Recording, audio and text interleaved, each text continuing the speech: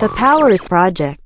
Carl, as always, sir, it's a pleasure having you here today. Thanks, Kurt. I always love coming to have a conversation with you. We have wide-ranging, usually deep. I'm guilty of being a deep dude. I told my sister the other day, I said, was I ever fun? And she's like, well, some. And I've always been like, she's like, you've always been a thoughtful child. So I don't know. I'll do my best to try to be funny, but I'm not. We get on these topics sometimes, but it's always good to be here chatting with you. Well, I love having you here because the deep thought part of me didn't come till later on in life, and so, but it did finally hit me, and now my friends are like, they're skeptical to talk about anything because then they know I'll want to get into it deep, and they're like, I didn't care to know that much. So I enjoy having you here because you're one of the few people I could talk to that does indeed Excellent. Like to jump into things.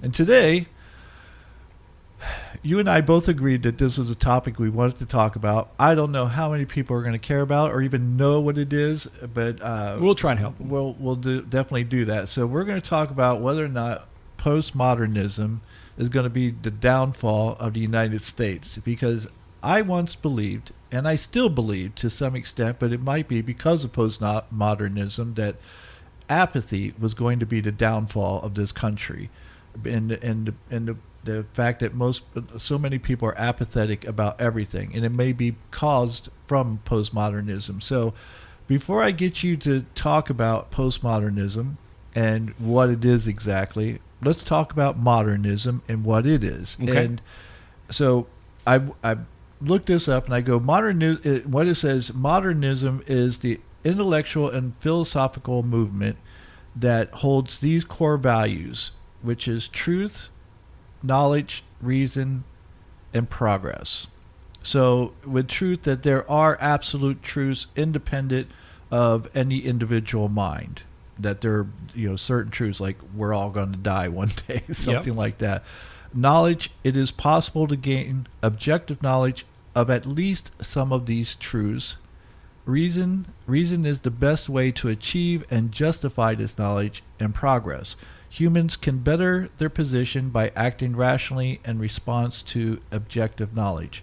And then we have postmodernism, which obviously goes against these core Or goes beyond the core values, Yeah, right?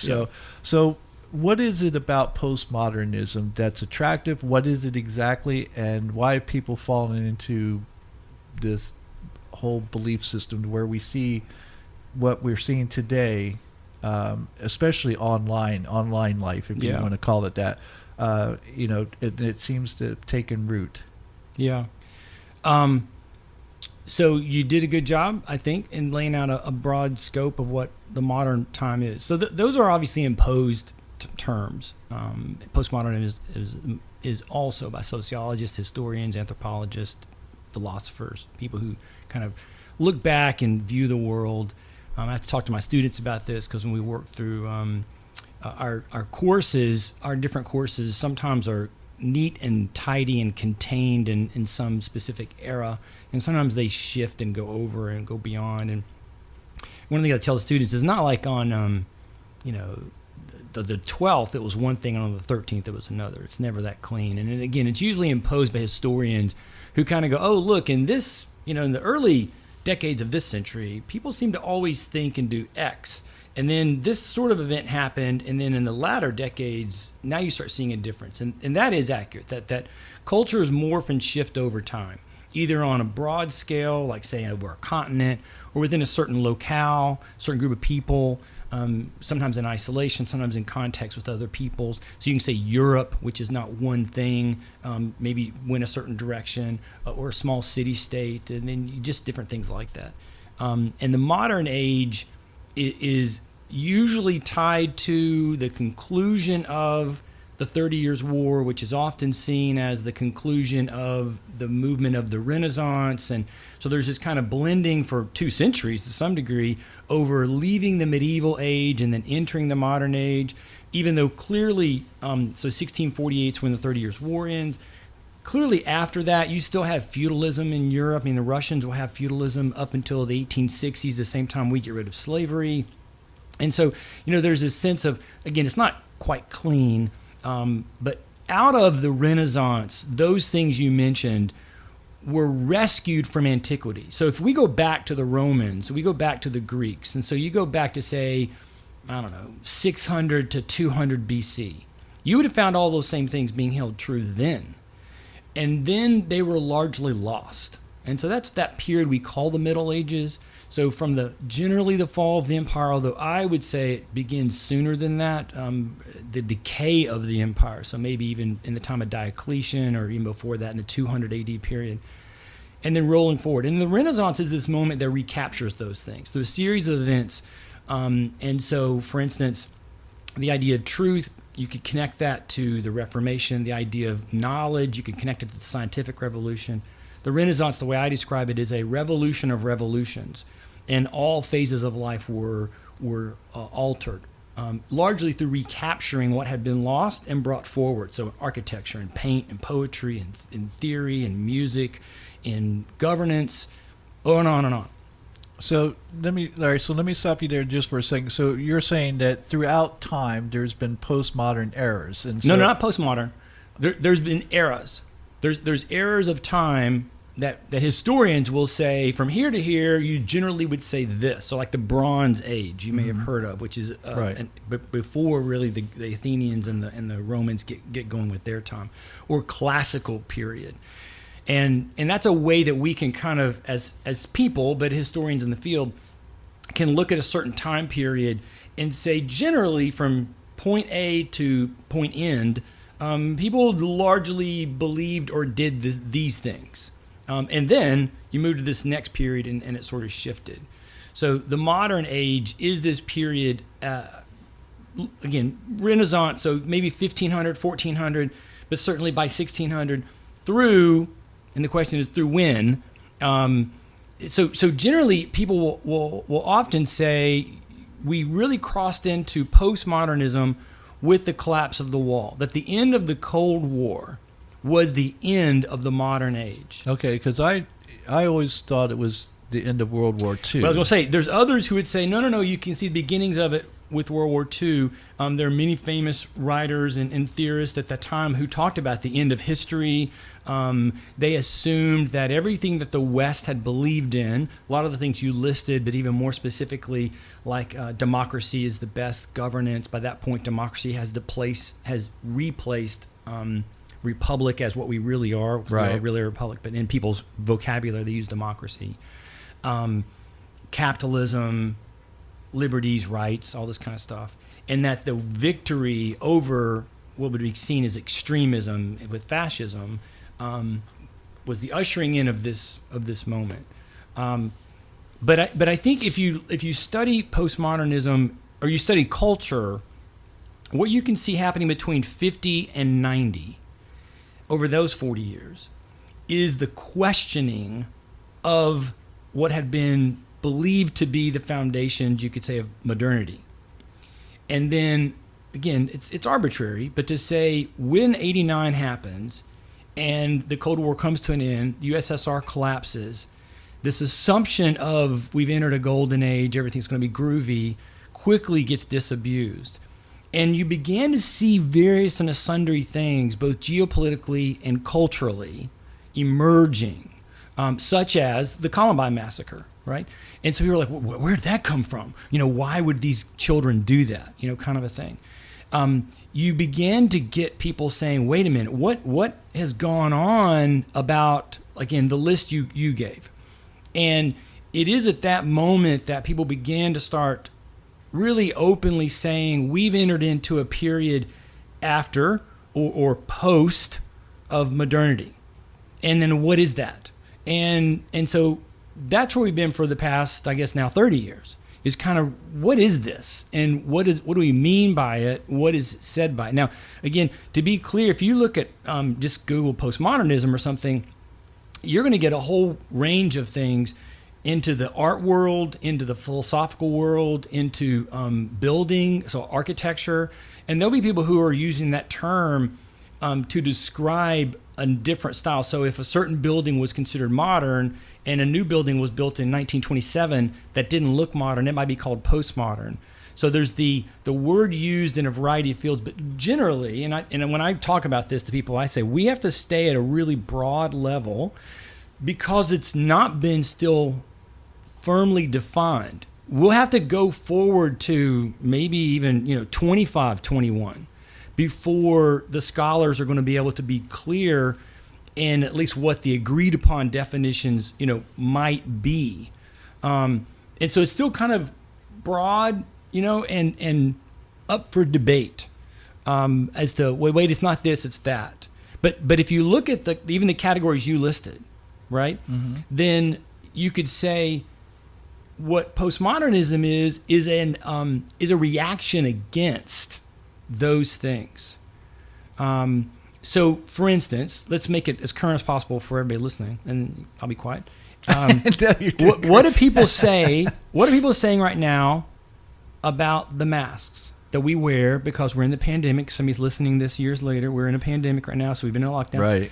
What do people say about people who believe the masks should be worn, right, for our face masks, for just our general health? What's their cute little phrase that they say to people who disagree with it? That you should follow the science. Now, what is implied by that?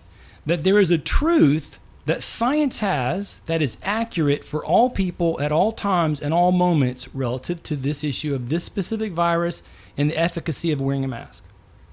Right? That's an appeal to truth. Well, the people who react against it, and there's more to say about that, about the hypocrisy of probably many who say that, the people who push against it are saying, wait, you can't tell me what is true because all truth is relative. And so in that example, we see the challenge of postmodernism. Well, they see everything as a social construct too, don't they? I mean, even science, it could be argued, that postmodernists could say, well, science is nothing, it's made up of old white men, Correct. And so it's an imposed narrative. Right. And so postmodernists in general, or again, I think if you ask most people, are you postmodernist? They'll be like, I don't know what you're talking about, or I reject that label. So we won't even have to use that label. Just we say, when we look at people today, what do they generally say? And so they would, in that example, there would be opposed to any grand or narrative, any kind of commentary that says there's boundaries around this story, and then it kind of goes from point A to point B in the story, and that's our knowledge of. Postmodernism gets into literature, right? So one of the things that people will say when you're studying the philosophy is that, well, you don't know what any word means. And I even challenged that with you as we were talking before we went on air, right? You used a word in one of the things we were talking about, and I just said, that's a definition that you've now adopted in our current culture and time, right, that might not have been true previously. And that's, of course, what happens in culture. We have events and things that happen, and broadly, that becomes the accepted truth of a thing. And when people push back against that, they're pushing back against the idea of an imposed anything on them. Because what we've been saying since at least the 1980s is there can be no truth other than the truth that you personally believe. Okay, so all right, let's let me pick it up there then. So basically what you're saying are that, like everything else, words are social constructs. So what the meaning of a word is to me can be changed, even though this is in in our dictionary. So I'll give you for instance. Somebody online was saying that whenever you use the wrong pronouns that people want you to use, that's violence. And I go, are you nuts? Yeah. It might be rude. You might be a douche for not doing it, but it's far from violence. Right. I could see how you could be offended by it. It's not violence. If I punch you in the face, that's violence. Yep. And so when you use that word in that situation, what you're doing is you're demeaning the word for all those people who actually suffered violence. Correct. And that word no longer holds the meaning that it should. And so there's a danger. Big danger. When you do that. And Yep. and it seems like, oh, well, if violence means this to me, well, I don't give a damn. Because, again, I know we're talking about your individual truths. I'm a firm believer that your individual truth is not the complete truth. And until you look at it from all different perspectives, you don't have a chance of having the complete truth. You have a part of what you believe is the truth. Yeah. And I see a great danger in that. Oh, huge. Well, so how does a society stay together, right, as a nation? Right. Or as an entity, right, when we use the word nation. So there's an entity of a people who are collectively in some system that they've agreed to or not chosen to leave, right? It could be a tribal and a chief. It could be a king and a kingdom, or it could be a nation with a president or something. Is that you have to have some sense of collective agreement of things. Right, exactly. Right? And it's one thing, so we have multiple problems in the United States on this point. One would be that we now have become so multicultural that you just have this challenge in general, too many cultures competing with what would be considered a good culture or a best good for the majority, right? But then another is if even if you were in a monoculture setting, but you had everybody and their brothers saying, I get to define a word like violence the way I want to. I mean, well then we just literally, we can't go forward. That's right. Not only can we not go forward, it destroys anything that we had of a semblance of order, because now Correct. we can't Right. use, like There can't be order. right, there can't be. And so there's no riots, except I can say they're riots. Right. So I'm right and you're right, and what do we do with that? Well, and that's the thing. It's like, what I've seen is, like, use the word racism, for instance. Mm-hmm. Okay. And there were a group of people, and I don't know who they were. I just know that it came about, and I was like, this is utter nonsense. Saying that you cannot be racist if you are an oppressed people. Yes, that's okay. one of the aspects of the intersectional kind of movement. Yeah, and it's complete bullshit. Sorry, I mean, it is complete bullshit. It's like the whole definition of racism, that I hate you because of the race you are. Right. Period. Yep. It doesn't matter if I'm oppressed or not. It matters that I hate you because you're white, you're black, you're Asian, whatever the hell Yep. you are. I hate you because you're that. I don't care. That's the only prerequisite to being a racist, is that you hate someone because of their race. Yeah. And to try to redefine it so that you can say you cannot be a racist. You're black, you hate white people, but you're not a racist because you don't oppress white people, is stupid. It's just, and I go, how do you think we can operate as a society when we start redefining our words to where they have no meaning any longer, except for the meaning that you think they have? Right. And most people are hypocrites about it. Yes. So back to the follow the science kind of thing, I'd be willing to bet big money that we could find individuals who say that. And for many, if not all of them, there'd be other places where they would be opposed to an appeal to a universal truth, or to an agency of expertise, right? So when you say follow the science, you're saying, there's this group who knows more than you or I, and we should just trust them, which in modernity, the answer would be, yes, that is absolutely correct. You go to your doctor, trust your doctor. You go to the scientist, they say this, okay, fine, right? In postmodernity, you say, no, that can't be true. The only truth is what's true for me. That's one of the key aspects about postmodernism. And for me, I mean, I've been on this bandwagon of what we're leaning into right now for about 25 years. So, and was actually did not do it, but was looking and speaking to a college in England about doing a PhD. And when you do that, you kind of go through a process of writing a research abstract, and here's what you're wanting, and will they accept that? It's not so much just like a normal at the lower level in college where you just accept it if you'll pay them money. There's got to be somebody who's willing to say that's a useful potential research question. I'll help you with that. Or no, we're not fooling with that. And so mine was, and this was in like 2006, was that postmodernism, in fact, that postmodernism has become the defining ethos, even if not well understood by people, has altered, or at least is altering, the old Western civilization values that had held steady for 300 years, so thus in the United States at least, had been the foundation upon which our system was built. And so, I've been really digging into it and reading it when I was in seminary in the late 80s, into the 90s. there were some authors and some philosophers that I was really reading who at that time were beginning to say, hey, what's happening where you see an increased number of people who reject certain values? Again, for instance, Columbine is one. There's a variety of other social issues that you could point to that, at least from a Christian point of view, would say that was an aberration against old values. And began looking at those. And then, of course, in 1999, The Matrix came out.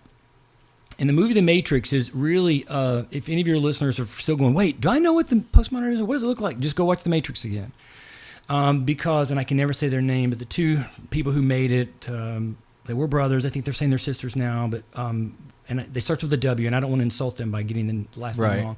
But when they wrote it, they leaned heavily on postmodern theorist. I can never get this guy's name right. I actually wrote it down. I've got papers here. Jean Baudrillard, Baudrillard, if any of your listeners want to look that up. And in his writings, which came 70s and 80s, and he wrote a really famous book in 1981 called Simulacra and Simulation. I'm probably not saying the first word exactly well. And it, do you remember in the movie The Matrix where not Neo's character, but Morpheus's character is introducing Neo's character to the idea of the Matrix, and he says, "The desert of the real."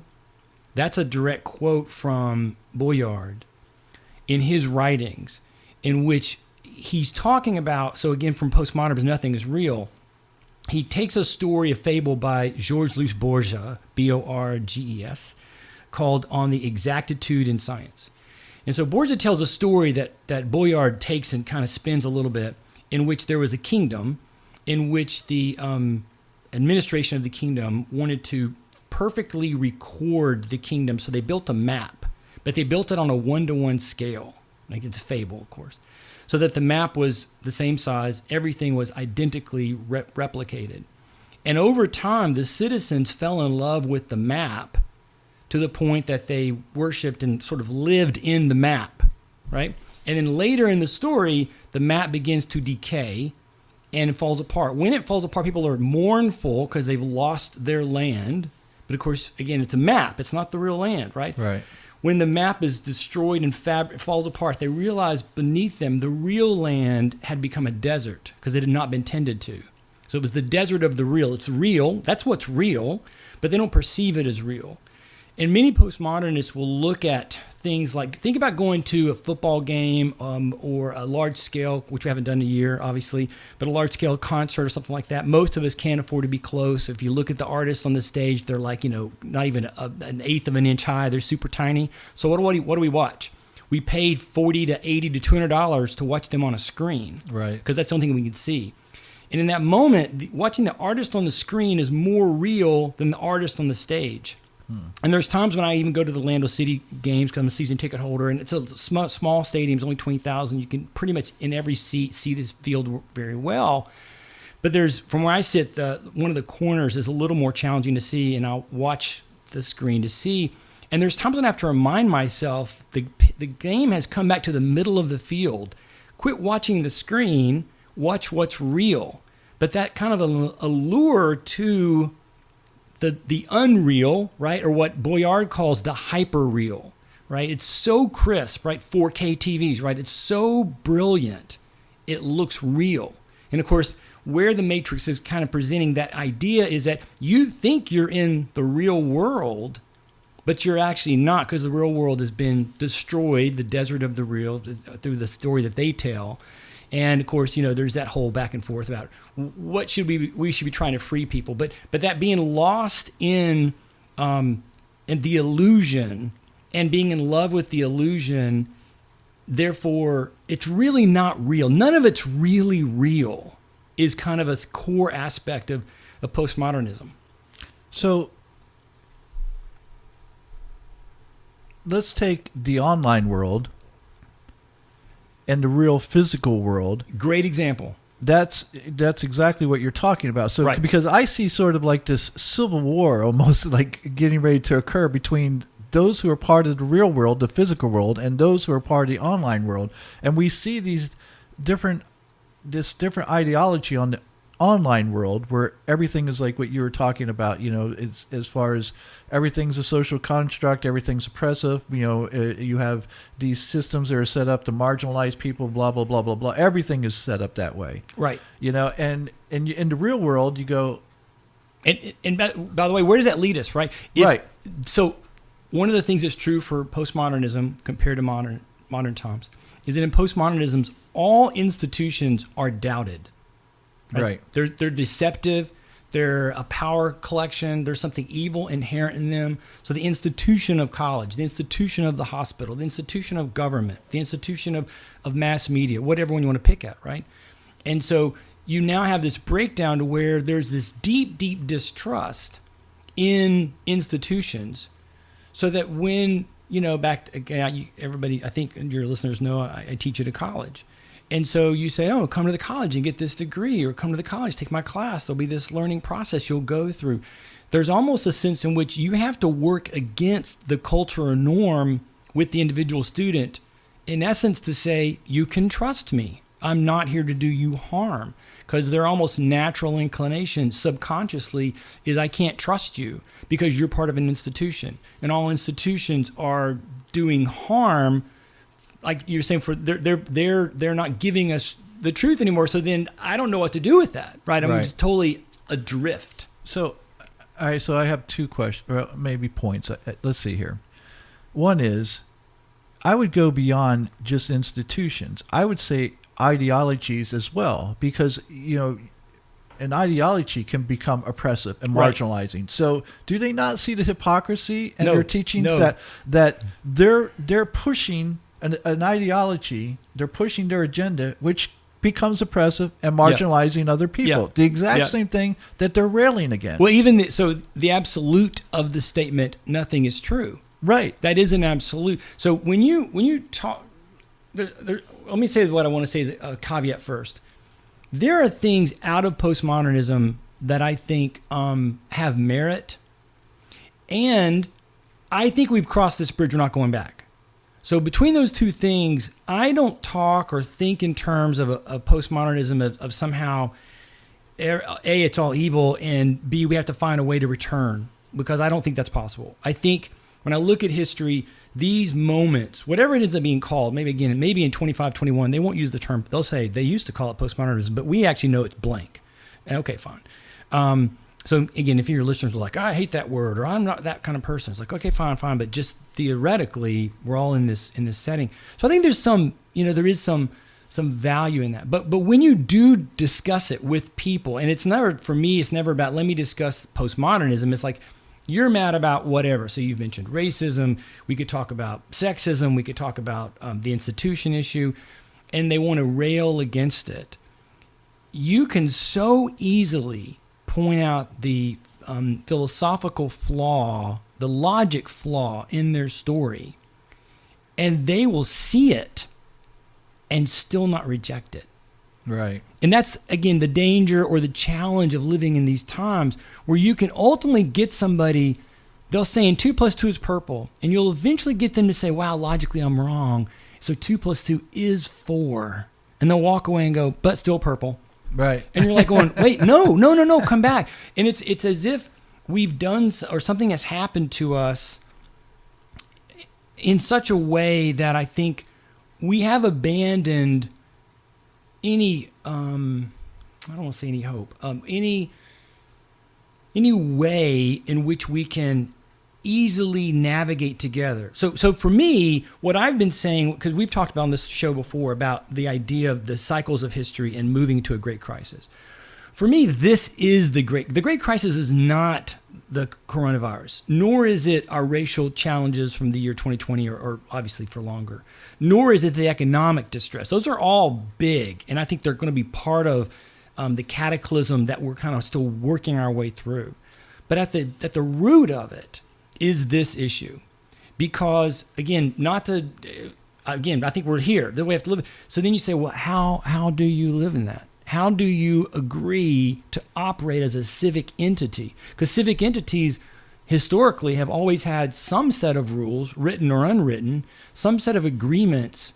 And if nothing is true, and all things are experiential. So this is another key aspect of postmodernism, that everything is what I experience. And what I experience, you cannot devalue and or say it's not accurate or useful or whatever.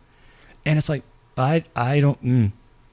I mean, from a sense of particularly a large scale entity like the United States, because of those challenges. So I interrupted you, and you were kind of moving to a point that I totally cut you off from. No, so that's do okay. you remember where you were going? Not really, but that's okay because you said no. You said something because here's, and I agree with you. See, here's the thing. So, well, first off, I don't think we can talk about postmodernism without talking about Friedrich Nietzsche.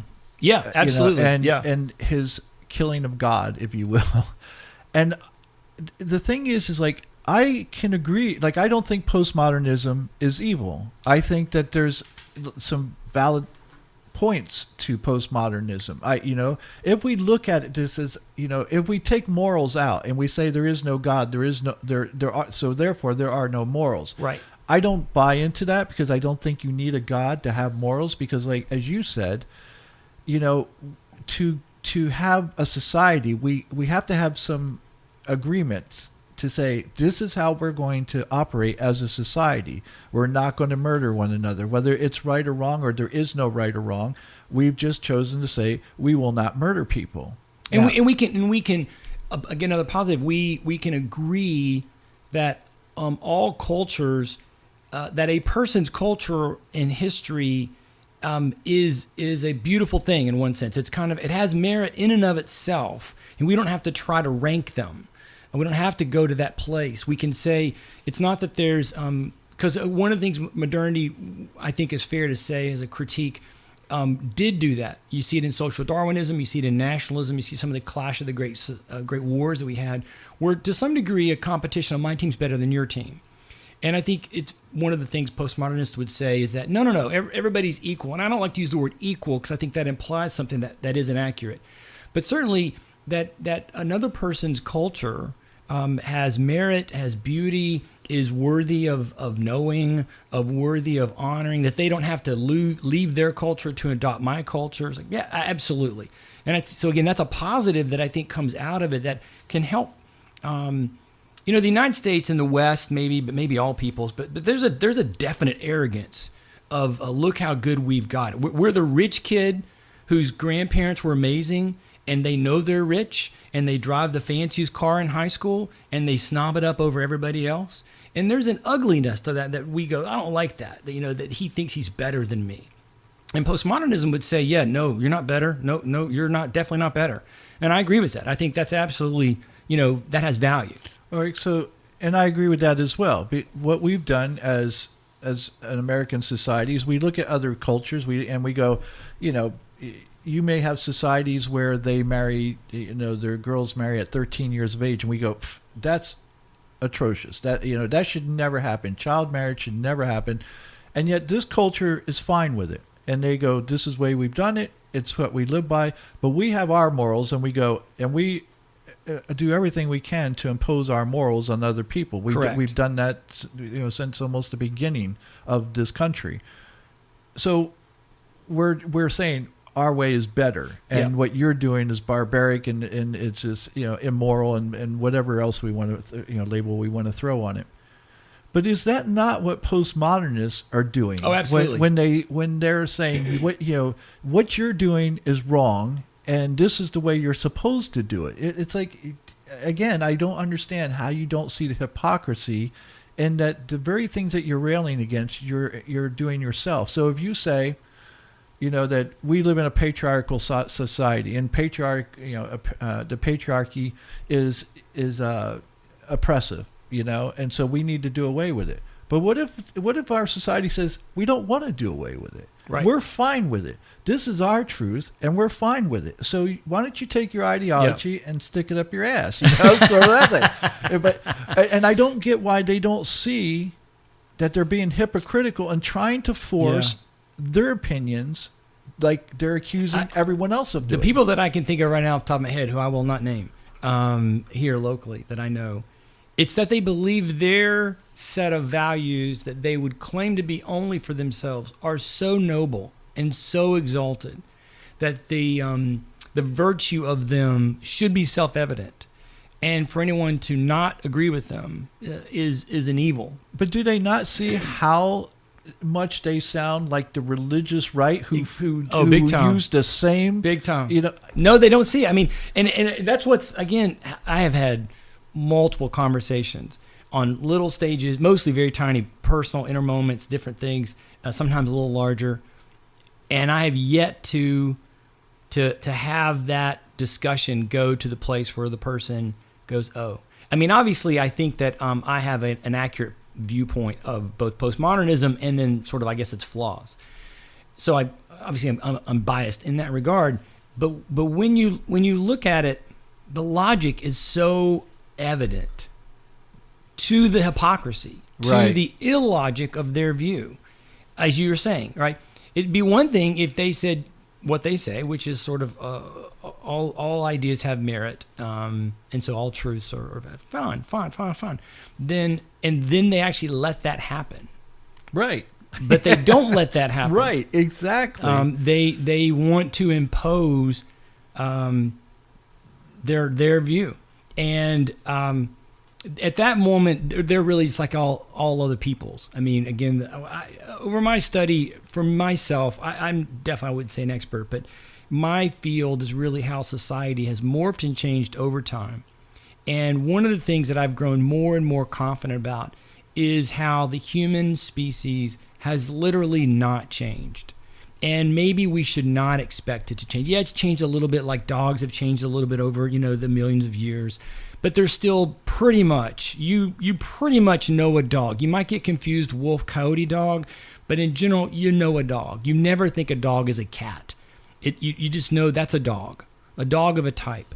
And so I think that's the human. And it boggles my mind, and this is a modern issue, but postmodern is certainly in this era, these last 30 years, people have adopted and embraced it.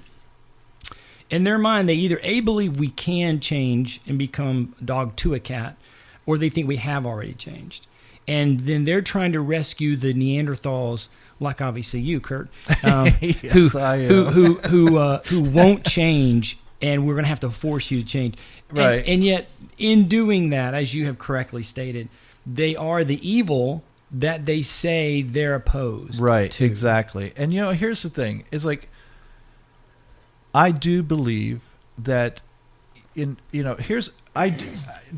are points about postmodernism that I believe in. I believe, like, Friedrich Nietzsche to me was just a brilliant man. I mean, to understand what he was saying, and to that point, I agree with him. Like, if I say there are no morals, there's your morals because they're yours, there's my morals because they're mine, but overall, there's no God, there's no morals. So, you may think murder is bad. I may go, it doesn't bother me. There's, in fact, right. I think I'm doing society a great justice by getting rid of the weak that will absolutely hurt us. As we procreate, that we allow the weak to survive. Yep. No other, at least not that I'm aware of, no other species does the weak survive. Yeah. They're left on their own and they die off. We encourage our, we which is really funny, right? Because if you say that we should follow the science, and what you just said is, I believe, accurate. I mean, certainly there are some species who you can see an elderly of the species that seems to be loved and protected or supported, because they've not been eaten or died if they're a carnivore.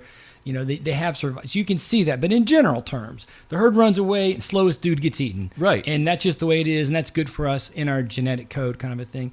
If you say, I'm going to follow the science, but then you make that argument to people, they're horrified. Right. And of course, they're horrified because they have a human moral, most of us, that would say, no, life should have some value. But of course, it's suspect and subjective, I guess, if you're in the postmodern view of it. And they just can't. They can't. Most people that I've spoken to, they can't see it. They can't see how there are arenas that they want to be able to say, kind of, hey, all bets are off. We're all just go with it. And then there's other arenas where they're going to go, yeah, not here. Right. Exactly. And I find that Well, and so but bringing Nietzsche up is important, right? Because if there's no truth And if there are no values, then life really is meaningless. Right. Now, here's the thing. Let's just say Nietzsche was right, because I tend to believe he was right. However, in saying that, I think Nietzsche understood, as well as I understand, is that you cannot operate a society like that. There has to be rules, and he understood that. Like he was saddened by this, discovery that he made. Like when it says that he killed God, he was not happy about that. He was sad about that, because he's like, if you don't have this, if you don't have some sort of truth, if you don't have some sort of, experience, something beyond the individual experience, to where then you can't have a society, because you have to have certain rules and certain laws, and whether you think they're oppressive or marginalize others, everybody does it. It's human. It's in nature itself. Every one of us, in order for us to get ahead, has to do something to put ourselves in front of the next guy, so we're not the prey. Or another predator. Truth that we at least have to be willing to put in diligent effort. Right. If I'm the gazelle who never goes out to eat, or if I'm the lion who never goes out to hunt, it's not even so much I got to beat the other guy. It's just if I won't put diligent effort in. So that we would say that's a truth, right? I have to tell my students this. And for many, they're shocked, because for the past all their lives, 15, 20, 25 years, the education system has implied that they don't have to put any effort in, and you'll still just get passed, and that somehow you will learn something. And of course, they typically don't know much, and their learning capacity has been altered or harmed because they've not been pushed. I mean, you do physical work in another part of your life, in your career, as a trainer and helping people.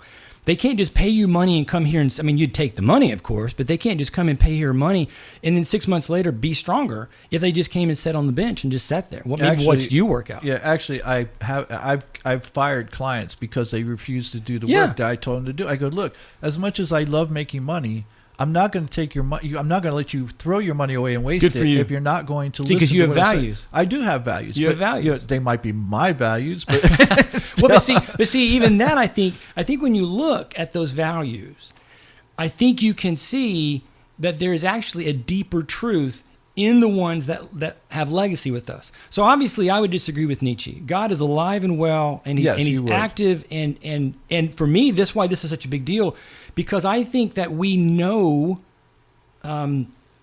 life by knowing and leaning on the truth of evidence, right? So we've mentioned a variety of different things here in the natural world, in other words, in the human world. And I would say on all those things, my position is, let's go find the evidence and put it out in front of us. Now, postmodernists would say, oh, you can't trust any of that stuff, which again, you can't trust anything, nothing is real. And I think that is the damning, again, if you're going to go there, you're going to go end up with Nietzsche, and then you have no society. I mean, you think it's going to be horrible, because it will be dog eat dog kind of a thing. And most people who say this typically would be people more on the left. And then they would really say that they value the human as a person. Oh, no, I value all people. Then you can't believe what you're believing, because where you're going kind of damns us. See, I don't necessarily agree with that, because I can believe that, let's say, for instance, I say there is no absolute truth. I can believe that. And almost, I don't know that anyone could prove that wrong. But even if I believe that, I do know this to be factual, that you cannot have a society that is going to progress or grow or even succeed on any level if you don't have some things that you consider to be truth, regardless. So, agreed upon idea. And that's where I say Nietzsche and myself, not to put myself in his category, but I'm saying that we both believe that these things might be true, but we also realize you have to have rules and laws, no matter whether they're oppressive or marginalized to whatever extent they are. So where our founders would go, and where I would go, is that we don't just pull those out of thin air, right? That we in essence, we use the capacity for our ability to know. This is one of the things out of the Renaissance. The human can learn. She can reason and grasp, right? Which in the Middle Ages, that was not really believed. And so because of that, we can, examine, and through examining, we can discover. And so we can discover truths like, there's rings around Saturn, which we didn't previously know, or we can understand that there is that life has value, so that then life should be protected, and that we have rights connected to the fact that we are alive. And so these become not just, let's make this our culture's deal, but a discovered truth based on evidence that takes us, through obviously a lot of conversation and digging, and there's more to it than just saying it is. In other words, people can say what they want, but it's like, okay, show me the evidence. That's what I tell my students all the time. It's like, give me the analytics, right? Give me the background, give me your evidence. And for our class, it's historical evidence. But if I want to say the Dodgers were the best team playing baseball last year, it's like, well, what's your evidence? Well, they won a certain number of games better than most teams. They had a better pitching staff, better than most teams. They won a contest that is ascribed by that league as their defining contest that leads to a specific trophy, victory. And all these variety of things are evidences that you get to list, not just I think it to be true or I wish it to be true. So do you think that, so postmodernist, and please correct me if I'm wrong, do they believe in total equality? Like, do they believe that's a thing, that it's even... Like, I think they would say yes, but I think they would say even the word equality is a word you can't trust. I think they would say something along the lines of every human's position must be affirmed. Okay, so which again you've said before, right? So wait, if I believe in murder, I have to be affirmed. And when you ask them that, they go, "Oh no." But then they say, "Okay, so wait, you just backed out of your own position." Right, exactly. So and that's the point I wanted to make. So, do they not understand that you cannot unequivocally say all life has the same value? Because it doesn't. Because I may say, how do you come to that, end point that you think all life has equal value? Because I may go, did Hitler have equal value? Right. If someone could have killed Hitler when he was a child, would anybody condemn him and say, "Oh no, he had equal value"? Nobody would say that, right? So I think what happens in these postmodernist times, or at least online, because this is where I see postmodernism really taking root and taking hold, because it's so much easier to just throw beliefs out there and unsubstantiated, right? Unsubstantiated, that doesn't do so well in the real world, right? And so that's why I say I see this sort of civil war. So you have these generations, you have baby boomers and Gen Xers who grew up in the real world, and now you have these Gen Z and stuff who's growing up on this online world, who think this is real. Like you said, they think this world is real, and it's not. And what they're doing is exactly what you just said about living in the map, and this world's going to become a desert. And they don't. Well, do you remember the online community Second Life? No. So in the early 2000s, I want to say 2005, 6. I may get in trouble. It might be a little later than that. So video games. I'm a big video game guy, and so video games at the early 2000s began to move to a way to be played together online. Initially only on a local. So you'd have people having a LAN party, LAN party, where they would connect 8 or 9 computers and they would play a game like Blizzard's very famous for StarCraft, was a game that you could play together and you could have all these experiences. And they began to, as the internet continued to expand, early 2000s, began to expand the capacity to be able to do that even in disparate places. So it could be my house, it could be your house. We could still play together. And then it morphed to the point where they could take a game and throw it up on a server on the web, up in the internet, and everybody could play from around the world all at the same time. Multiple people you didn't even know with. And so you began to see people, again, back to this postmodernism, kind of playing out this idea. Other games existed. Civ's a very famous example. Sim City, which was long before The Sims came out, was, again, and that initially only existed on my computer, but it was kind of like a God-based game. You're getting to build a society and have these other people that you watch and stuff. That morphed to The Sims. The second life was this meant to be, and I should have checked before I came. I don't think it still exists. I think they eventually shut the servers down. But it was a place where basically you could go and create a second life and exist on there in a variety of means and mechanisms. And some people would literally spend 10 to 15 hours a day in Second Life, living their second life and not living their real life. So again, a perfect example of what this is in this postmodern thought or philosophy, an example of self-imposed matrix, right? I'm not being plugged in from when I was an embryo. I'm choosing to plug in so I can be in this much better place. There are all kinds of things about, the loss of community. So Robert Putnam's Bowling Alone, of course, is an amazing book, which talks about the kind of the decay and deterioration of our society.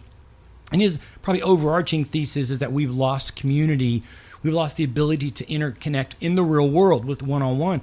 Well, the very moment he's writing that book is the moment that Second Life, and then eventually others. So Blizzard took their Warcraft game and expanded it to World of Warcraft, in which you could be some creature, some other person, and you lived in this world. And it was, whereas Second Life was really just build stuff, do stuff, make stuff, whatever. This was like purposeful, like you were part of a group or whatever. And then a whole variety of other games have come out in this genre. But it's, at the same time, Putnam saying we've lost community. People are building online communities. Now, again, back to there are positives in this moment of this philosophy, not so much about the philosophy. But certainly I concede to having friends that I've never met before, that are online friends, that I've had interactions with. Okay. There was a game that I enjoyed that had a messaging board. And we, from Sweden, Norway, Germany, I had people that we interacted with all the time. And when people get defensive about like the game community, or that's somehow attacking community in general, they'll go, I have many good friends.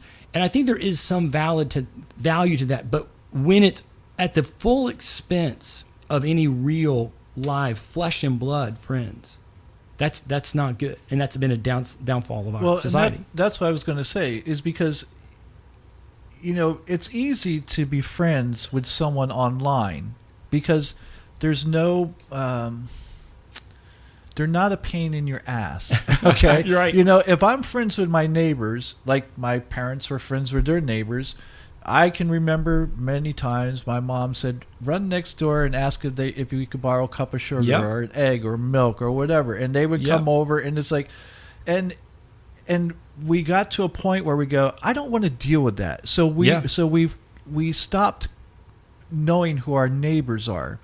And it's much easier to be friends with people online, except that I keep making this point to people, they're not your friends. Well, they may be. Okay, they may be. Here's the thing.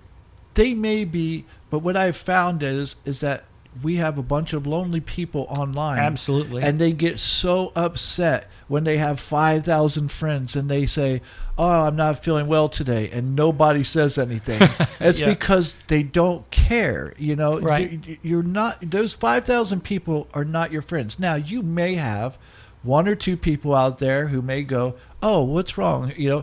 But then you become a pain. And so, it's easy to become friends with people online because I can go, I didn't see that message. Right. I can ignore it, And don't you think there's harm in that? I mean... Well, and it's also easier online to be ugly to each other. Yes, of course. So one of the benefits of in the real world is I have to see your real face. I'm sitting right here across from you, and if I harm you or I say something hurtful to you, I'll see that. Right, and then there's a social, I think a beneficial social restraint that somehow, both from I don't want Kurt to be hurt to I don't want Kurt to hit me, kind of a thing of I'm gonna be thoughtful about my words. And what we've seen obviously in the past 20 years, and certainly since around 2008 or so past 12, 13 years, as social computing went mobile, is a complete loss, or at least a vast deterioration of that sense of social restraint and self-reflection, right? Self-moderation. Because online I don't have to be self-moderate. I can just say what I want and be ugly, and then I turn off my computer. And I don't have to watch how you deal with that. I don't have to experience you as a real person. You're right. In fact, I don't want to say I've lost friends. I will say I've lost friendly acquaintances who I knew from parties or whatever, and they were Facebook friends, and they would say something, especially this last political election, I bet. where they were just saying things that were absolutely untrue. And I said, it's not right to be spreading this kind of nonsense. I go, if you have a real issue, you should be genuine. But in their your minds, dialogue. it was true, Kurt. But it wasn't, and they knew they were being disingenuous, and I called them out on it. Yeah. And so Good they got upset about it. But the thing is the way they chose to react online is not how they would have reacted had we been in person. Yeah. They wouldn't have said the things or did the things that they did online if we were in person. And so we ended up, I ended up making them, right. To where they wanted to not have me as a friend on Facebook anymore, because I go, I'm not going to unfriend you. You're going to have to do it, because you're either going to be honest or I'm going to call you out on it, and you're going to get tired of it. It's that simple. Yeah. So if you don't want me calling you out on it, then you can unfriend me, which they did. Wow. Yeah. But it's like, I can assure you, if we were in a setting at some friend's home or something, and I would go, wait a minute, that's not true, they wouldn't have kept pushing it right. the way they did online, because they felt like they could get away with it. There's no consequences, right. As you mentioned. And of course, the downside, or one of the downsides, is that most people, where they live in their real world situation, know no one who lives around them, and knows no neighbors. So you mentioned the go next door kind of a thing. Most people, if you press them, they might go knock on their neighbor's door, but they wouldn't know their name. Right. And most wouldn't go knock on the door. And so, that again is a fraying of what lends to a united civic society, whether we're talking about city, state, nation, whatever. And when we lose that, and we have absolutely lost that, that was Putnam's main argument, that, it's a recipe for disaster, because you cannot continue as a united something if you have no bonds of relationship, no kind of weaving of a web, right? When Lincoln talked in the second inaugural, where he's like, we have these kind of bonds that hold us together, even though at that time, 15 million of us, we don't know each other, but there's this unifying sense of issues. He said they've been frayed, but not broken. Well, now I would argue they've most largely been broken. And those are reasons why, right? That I don't, even if I wanted to go borrow an egg from my neighbor, I don't know my neighbor, so I'm too embarrassed to go. And now they've lived there for 3 years, and I won't go over and kind of get their name. But it seems to me as though what's happening is what you described in that fable, that we're living in that world of that map world, and the real world is becoming a desert, because we don't mind having friends online, but we don't want to have friends here, and we're not having those connections, and we're losing that. When we lose that connection, we're losing a sense of unity, as you said. It seems rather simple to me, but that we need to reverse that. Without sounding like a conspiracist, it's like, do you think this is something deliberate? Like, that if we can get people online and keep them online and think everything is real online, that they'll never figure out what's going on in the real world. So I'm not a conspiracy guy, so no tinfoil for me. But mostly because of my study of history lends me, I'm going to say this as gently as I can, most people are idiots. Yes. And I'm most people, so maybe I am too. And that I find it impossible to see what most people believe are conspiracies, because people, there's too many issues. There's too many breakdowns because of factors of us as a species.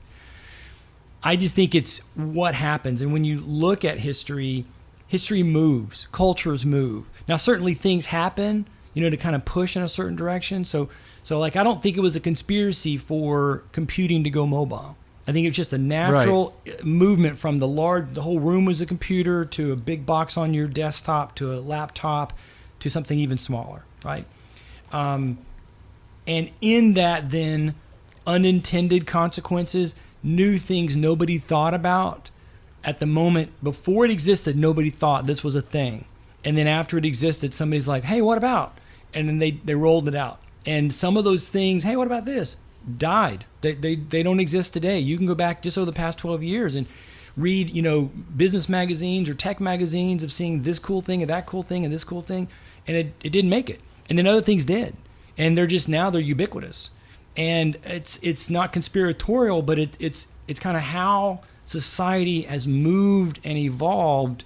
And obviously, I think what is necessary for someone to be, I guess, successful in riding the wave is being able to see what is happening and kind of navigate in it, right? I just like I have worked for 20 years, both in my ministry, just where I live, as my own little neighborhood, and like in the classroom, to talk repeatedly about how we must reclaim community. When I ran for office 2 years ago, which you were part of that, at least conversationally with me, one of the key things I kept saying is all people matter and we need each other. Whatever we're going to go through, and this was pre-pandemic, and I've had people come to me later and go, wow, you were prophetic. And I'm like, well, I've had a few moments when I think I've been when I could see things. And I certainly never called we were going to have a pandemic. We were on the precipice of stuff. And the only way we're going to get through it is with each other, right? And so I think there's place for acknowledging this is an old thing that has been true historically. It's not modern, it's pre-modern, that we survive as a group of people together. And it's under assault now, for the past, say, 20 to 30 years of growing individualism and kind of spreading out, as we've been talking about. So there's the usefulness of saying that as kind of this Luddite to some degree, and saying, I'm going to be countercultural. I'm going to say what you believe in this individualism or in this existing in the Second Life world. That's not healthy. Come back here get to know your neighbors. Get to know who they are. Go knock on the doors of your neighbors and find their names. Write them down. Get their number in your phone book. Text them. And they're going to go, who is that weirdo? And it's going to take a while. I'm not giving him my phone number. My wife and I have worked really hard, and we have a little core group of neighbors that we know everybody's name, and when somebody moves in, we're the first ones over there, and we invest in their life to begin the process of letting them know we're not dangerous, we're your friend, because they come in with, again, right, the normal of like, why are you here? And then over time, just gently, just building that sense of I know you, you know me. Let's share this, or let's make sure we just speak to each other, and just the pleasantries of normal human life. And at the same time, being that kind of a person who says, hey, this old value has merit, acknowledging we're not going to go back to whatever that was. That it's always moving in a forward direction. Whether forward's good or not, it's not the point. And to then be able to sort of see what are the potential pitfalls. And currently for myself, I think mostly what I see ahead of us is pitfall. But to see it, and then you kind of go, okay, this is not going to be fun, but how can we, help walk through that kind of thing? So I don't think it's a conspiracy. Certainly now there are a lot of companies who are making massive amounts of money by using dopamine strategies to keep us addicted to the social media. That's absolutely, and if that's conspiratorial, they're certainly purposeful. Right. Right. That absolutely. But and that's something that's going to have to be dealt with. And I don't know if we will be able to deal with it. It may be where you're going to, Brave New World type stuff, where we've drugged everybody so that they're stupefied. They don't have the ability. They don't need many drugs. They won't need a real drug. They can use the internet. Right. No. All right. So here's the thing. So there are real conspiracies out there, things that we know that were conspiracies. We know that, for the longest time, the U.S. government has always hidden the fact that there are UFOs. All of a sudden, now that for whatever reason, they've decided to release the fact, there are UFOs. And did you notice it happened in the year 2020, and nobody blinked? Yeah, nobody blinked. Well, and I think because most people, most people have always believed, yes, they're there. Yeah. There's too much evidence to say otherwise. But I think when we live in this online world where postmodernism does seem to have root, that you can go, well, look at this conspiracy. Matt Taibbi wrote a book called Hate Inc., where he shows how media turned, because after the Cold War there was no enemy, and so they had to create an enemy. So the way they would report things would be to where you and I would start fighting about things, and so now we have this division between us because There's no more bad guy out there. Yeah. And so again, and in particular, since media obviously is a consumer-based right, entity, exactly. They want to make money, and they want to make money. Sensationalize everything, right. and you'll keep these people. We see it here in Florida, in particular, right. during. I wouldn't call that a conspiracy. I'd call that a plan. Okay. Which maybe it is a conspiracy. So, like, there are conspiracies, right? So we know the major league owners colluded. That's the word that was used. But, conspiratorially decided, I think in the 80s, I think it was the 80s, to not pay free agents any money for a couple of years. Players sued. Courts came down. Yep, you're guilty. All the evidence is here. You guys did this on purpose. And it was, for evil intent. And see, that's what I call a conspiracy. Something that was, the intent was to. But when people typically say conspiracy theories, they're talking about the Illuminati. They're talking about right. Somebody decided in 1950, if we created the internet, we can get everybody stupefied online by 1990, 2000, and we can control them. That's what they're talking about. Right, yeah. And no. Yeah, I'm not going to that extent. What I think happens, though, is where, online, where this postmodernism has taken hold, and this whole ideology, is that you see how, because there have been conspiracies or there have been these plans, if you'd like to call them that go against people and to cause them to act and behave in a certain way, you can see that it lends itself to this environment where that's why we have people who go, I'm not wearing a mask. This is the government's way of trying to control me, that type of thing, where because this postmodernist ideology, right, lends itself to that. And it's very comfortable, right? If I start off the day or my journey saying no one can tell me I'm ever wrong, ever, and whatever feels good to me I can do, then who doesn't like that, right? And we talked about health in a minute ago, right? A little bit ago. Health is a great example to see the failure of postmodernism, although most postmodernists wouldn't think about health in this regard. But if I can say I can do whatever I want, and nobody can tell me I'm wrong, and whatever feels good to me I can go and do. And so I want to eat a dozen, Krispy Kremes every day. And then later I find out that I'm unhealthy. I'm literally angry about this because somebody did something to me. And it's like, no, dude, you followed your passion. And then they realize that there is actually real truth, and they have gone afoul of it, and they have nobody to blame it themselves, which typically they won't. They won't ever own it. And that's why they just, usually roll off into destruction and a whole bunch of other, bad outcomes from that example, but that's why postmodernism is so seductive, right? There's an evil institution who has written a certain narrative using words that they've defined to grab and hold power, to harm you. And the truth of it is none of that's true.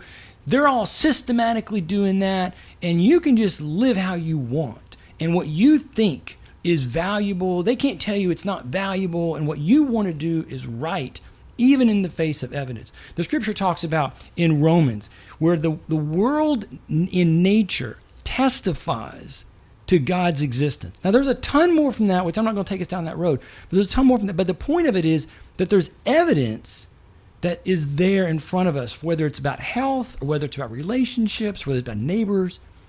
But if they go, what if my neighbor is somebody that's of a color that I'm afraid of?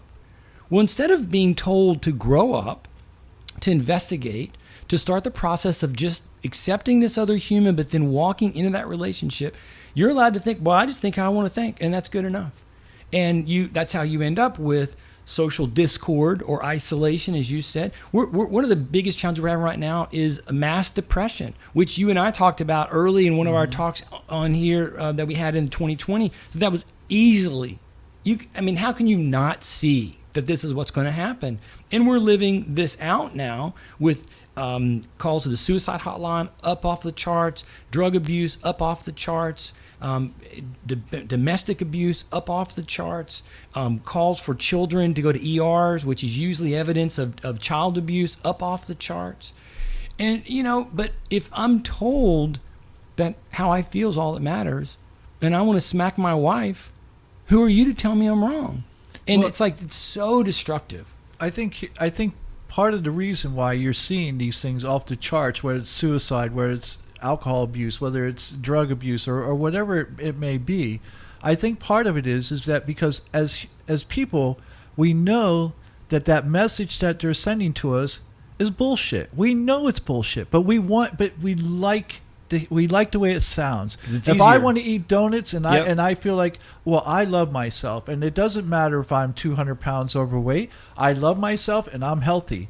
I know I'm lying to myself, and I the more I have thought about this, and it's really been a theme with me lately, is that I've been pushing this thing that if you lie to yourself, you can't be honest with anyone else. And you cannot love yourself. You do not love yourself if you're going to lie to yourself. Do you lie to the people that you love? And if you do, you shouldn't. Yeah. I had a Dr. David Baker on here, who's a relationship psychologist or relationship therapist, and and we talked about this, about that if you have you need to be honest, and if we were honest with ourselves and with each other, we would all be so much better off. But we like to buy into this lie because it's easier. Yeah. Yeah. But I think the reason why you see this abuse and is because we know we're lying to ourselves, and we're trying to numb ourselves from the lie that we're telling ourselves. Yeah, that's good. Yeah.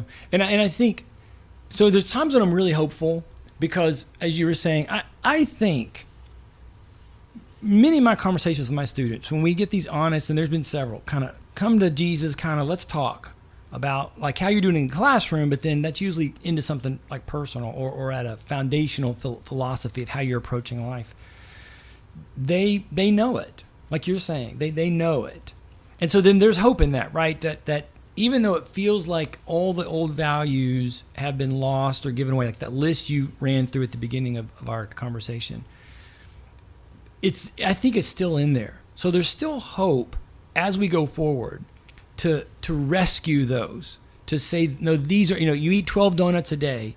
That's not going to lead you to a good place. You will become unhealthy, die early, have massive medical expenses, if not immediately, soon.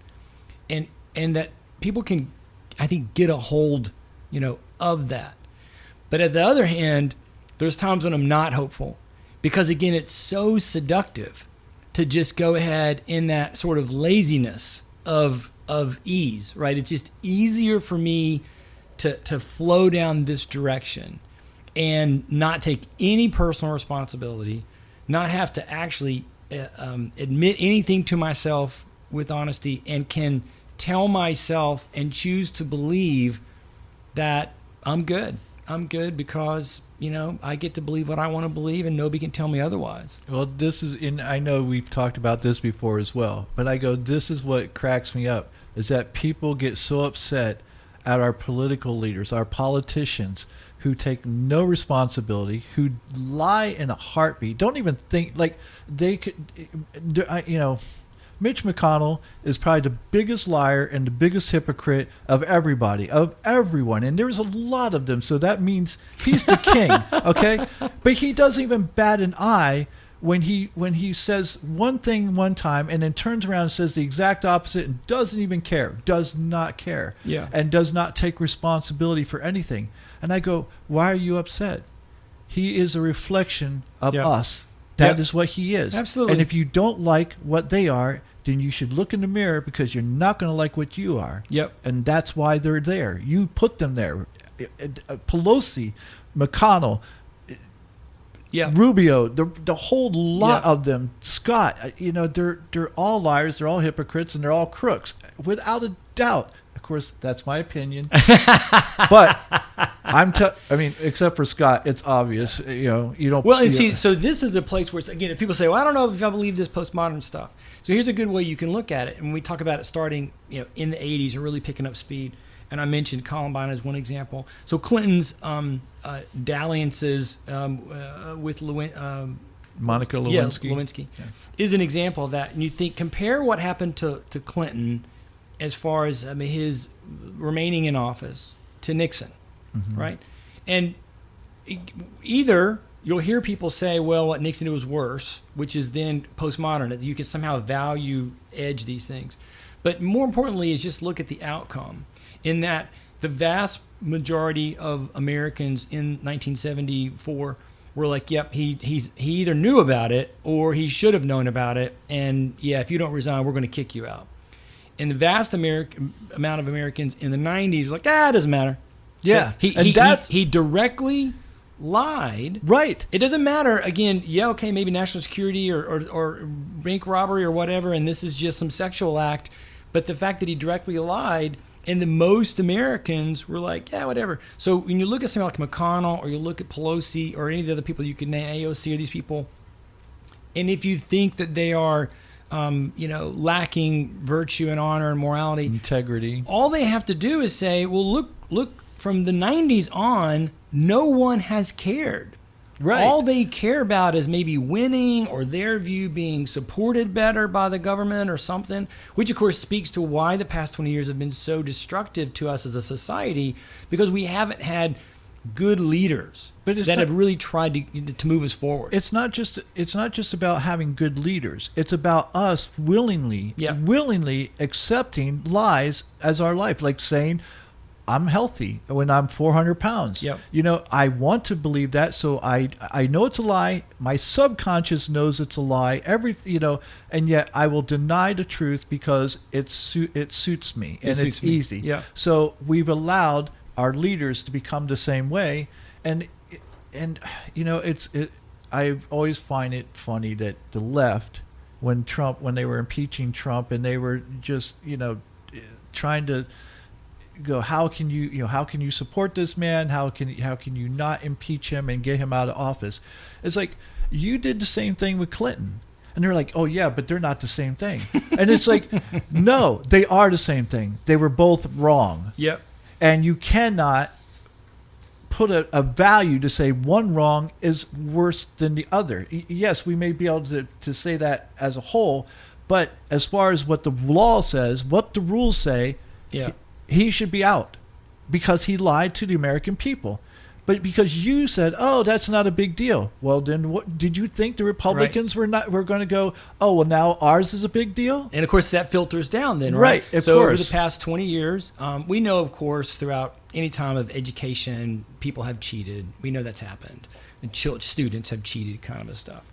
But cheating, by the time you got to the early decade of the 2000s, was so rampant, according to reports and to studies, that you were in a place where up to 90% of students cheated, and sometimes in conjunction with their parents. So in other words, why? Well, because that's how we get ahead. Well, why would you say that? Because I look at this collection of leaders, political, business, and otherwise, and you think, of course, what happened in Enron and places like that, and you say they were allowed to basically skate off free, golden parachute type stuff. So ergo, that must be the rules of this society, right? And when the society embraces those rules, it is as if they're saying, keep eating the dozen donuts. It doesn't matter. Right, absolutely. And we're going to take care of you. We're going to pay for your health care. Back to Nietzsche, in a sense of saying, instead of saying, it's going to suck to be you and you're going to die early, and we are not going to pay for that, there's this sense in which people are told, generally, not specifically, that we're going to take care of it. We're going to take care of it for you as a society. And it's like, that's the craziest thing you could ever want to say. Well, and it's you see it at all levels. Well, you do, and that's the thing. It's like, even with I'm all about healthcare for all. I am about that, but not without responsibility on your shoulders. No one should have to pay for you if you're not willing to take care of yourself and do what your doctors say, and right, and not smoke, not drink, don't eat the dozen donuts a day. If you're going to do that, you're on your own. That's because you're making a choice to be irresponsible with your body.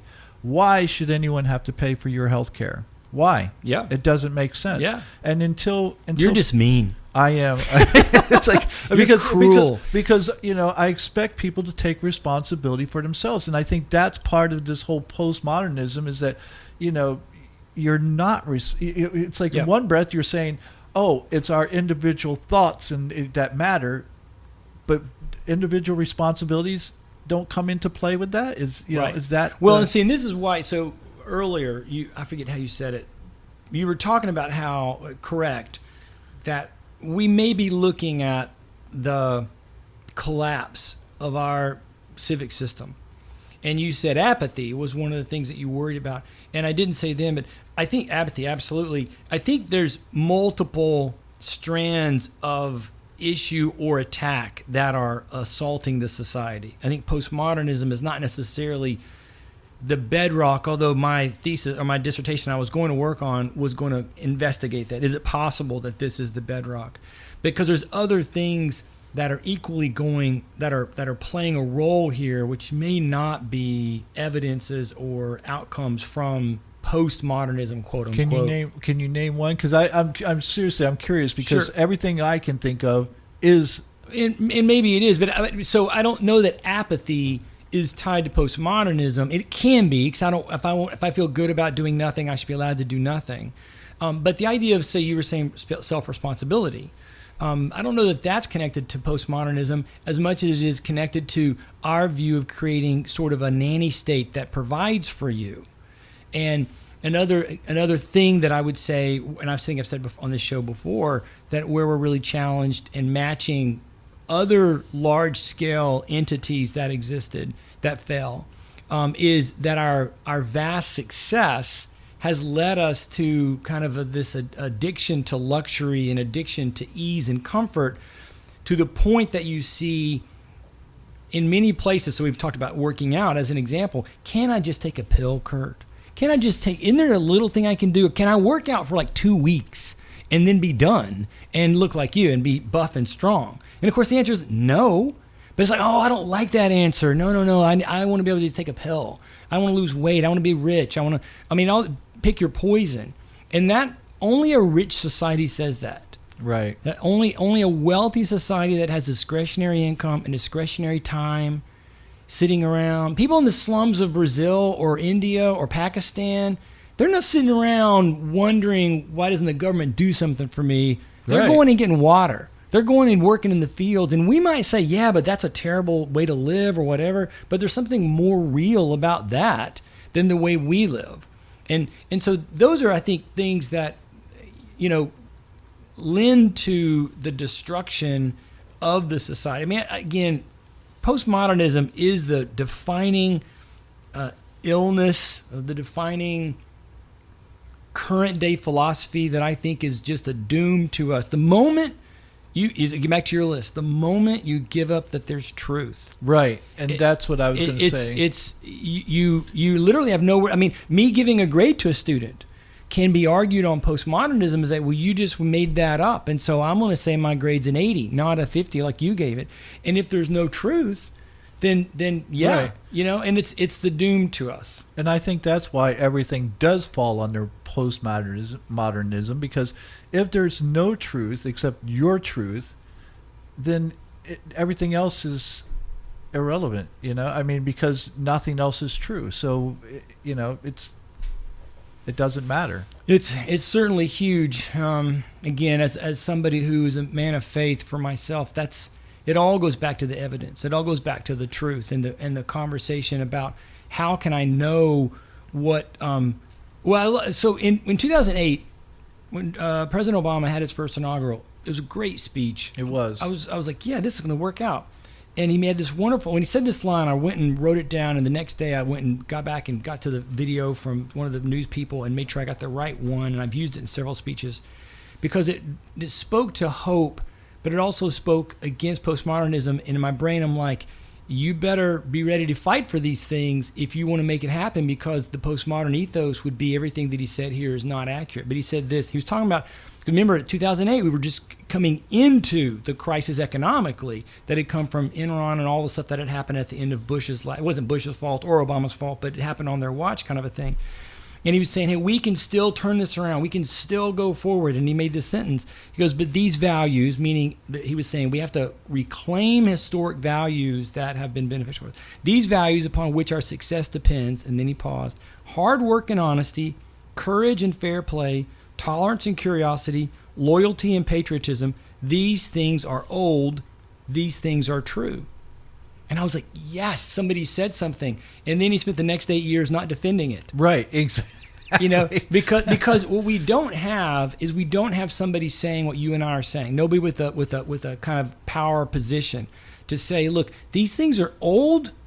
They're beyond our culture. They're actually beyond modernity, and they're true. And the statement of true and the call to truth is obviously a challenge in the postmodern world, because you're saying there's like no debate around them. But now obviously we investigate, okay, is honesty a value upon which our success depends? And so you dig into it and you start investigating, and I think when you do on every one of those, the answer is yes, those are true values. And so when you go back to our founders, and Adams, as you know, is one of my favorite, but he was not alone in these kinds of statements of saying that as long as virtue, and I think if Adams could have read this list, he'd have been like, yeah, that's good. Those are good. I like all those. Those are what I'm talking about. Virtues, right? As long as virtue and knowledge, meaning we need education, if we have those two things, then the people will always be free. The people will stand. The republic will last.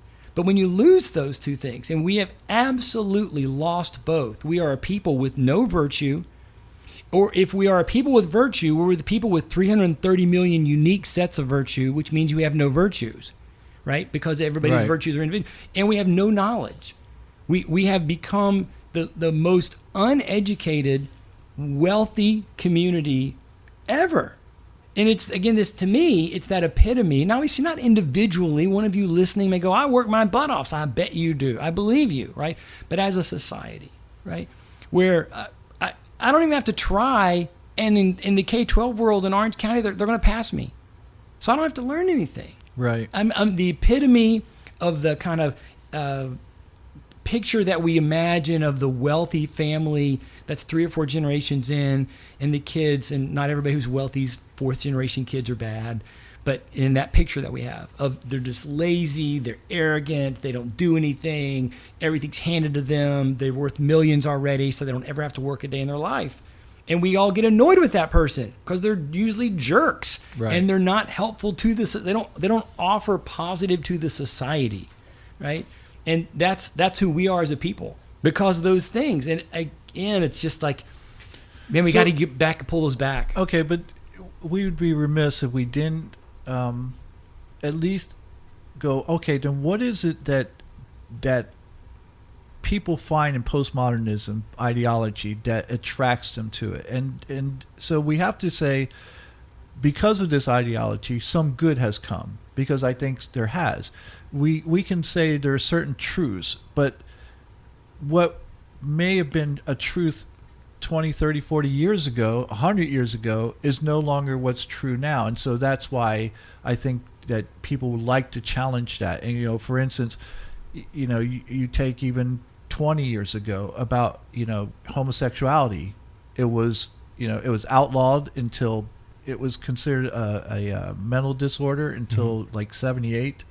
You couldn't get married. If you got caught in a gay bar, you could be arrested. These kind of things. And so, we come along and we go, hey, these things are not true. Religious wise, or they're not affirmed by society. So society has said we're going to affirm something different. Right. So we see that in certain areas, their truth can change. Well, I don't know the truth can. Well, I wouldn't say keep going. I'm sorry. No, I was just going to say, because as far as how society sees it. Yes. Now, society's definition or concept. Exactly. And so, it's no longer outlawed. It's no longer considered a mental disorder. It's no longer seen as something that's evil or whatever. It may be by by certain people who are religious and believe that it's a sin, but that's their belief, and that's what that is. We need to make sure we understand that is a belief, and it's not. Well, let's differentiate between what any religion might list as things that God or their gods will be unhappy with. Like, there's a sense in which you say, okay, got it. In our society, we may choose to affirm or not affirm those things in a set of rules, that we're going to create a rule around, one of those type of things. We may not, right? So like an old Christian view, which has merit, but I don't know needed to be necessarily imposed on society, was the idea of a Sabbath. You take a day off of work. And in the Jewish culture, that's still Saturday, and from Friday evening to Saturday evening, you're not supposed to do anything whatsoever. And how Christianity worked that out to some degree, loosely, was Sunday became that day. In early America, and certainly in 20th century America, you saw imposed laws, blue laws of what stores could be open, what could be sold and bought, and those kinds of things. In most places, those laws have gone by the wayside.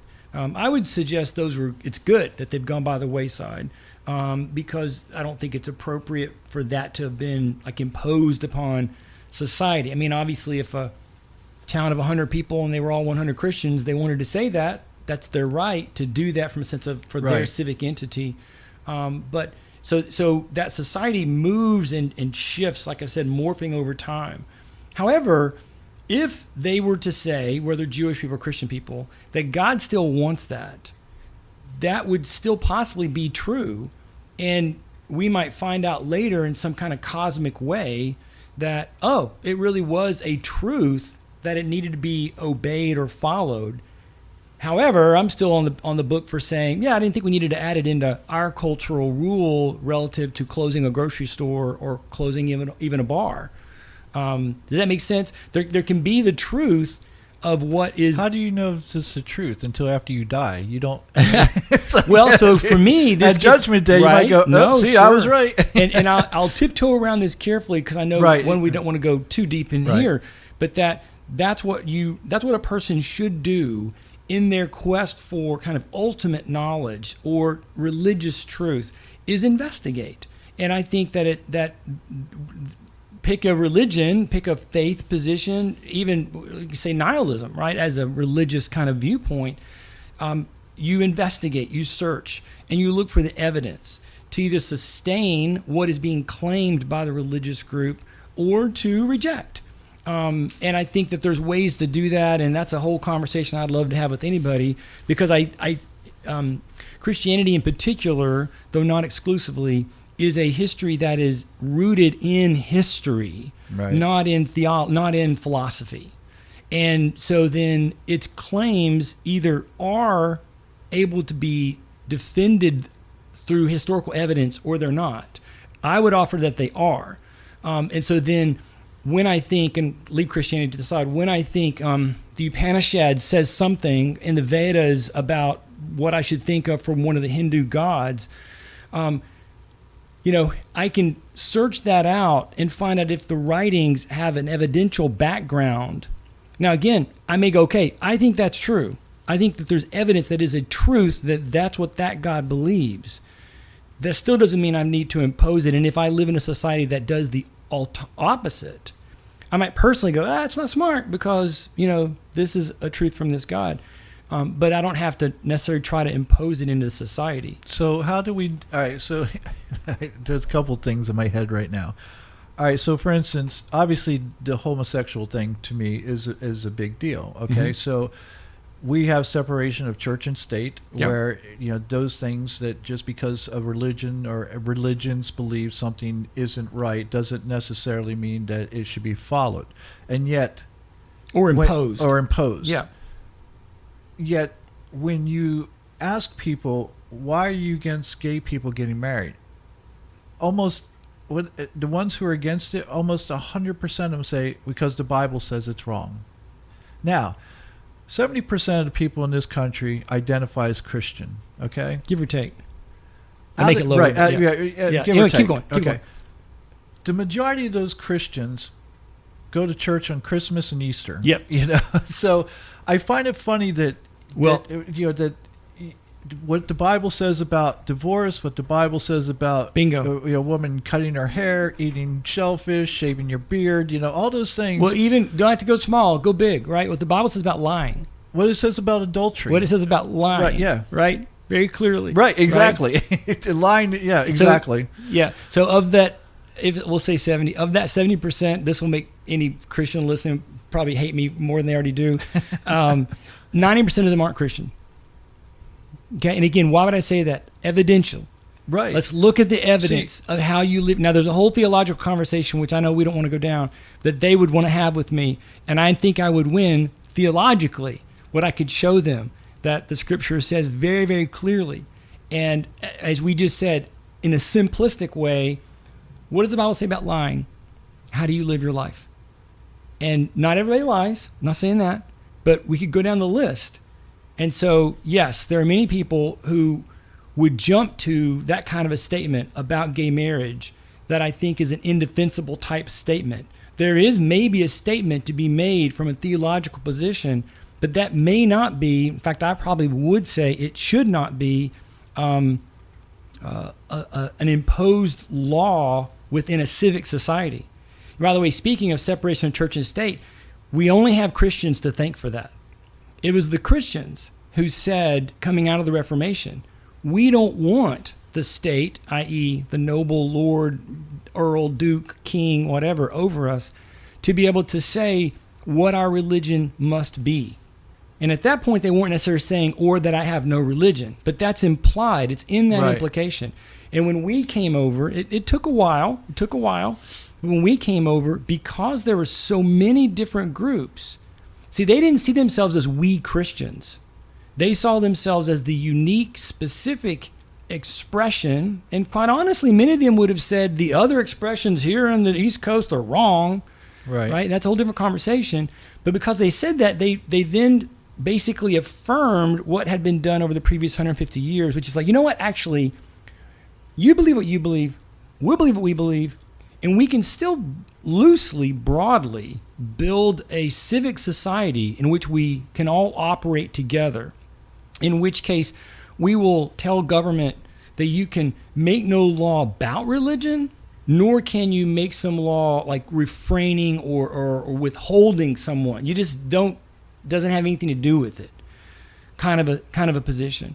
And that has been pretty successful for us. Except now that the same Christians are the ones who are fighting against that and trying to have laws enacted and trying to force their most their Christians, people I would suggest, have missed the boat on what's happened to us in the country, and B, what God is saying in these days to them, right? And again, the end of these roads you want to go down, we can go down, but it's not. I was going to say not your groups, and not maybe your audience is necessary. No, but what I would say is this: is that what many Christians are arguing when they would say something akin to, "Oh, our country's problems are all you gay people getting married," right?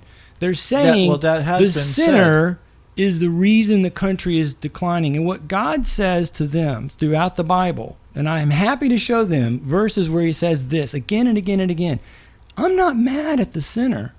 I'm mad at you who claim my name. And he goes down this long list, usually discussing in terms of overindulgence in luxury, over-focus on a pursuit of power, over-focus on injustice, a lacking of mercy. And he's very consistently saying, if I bring pain and or distress to the society, it's not because those other people have done something wrong.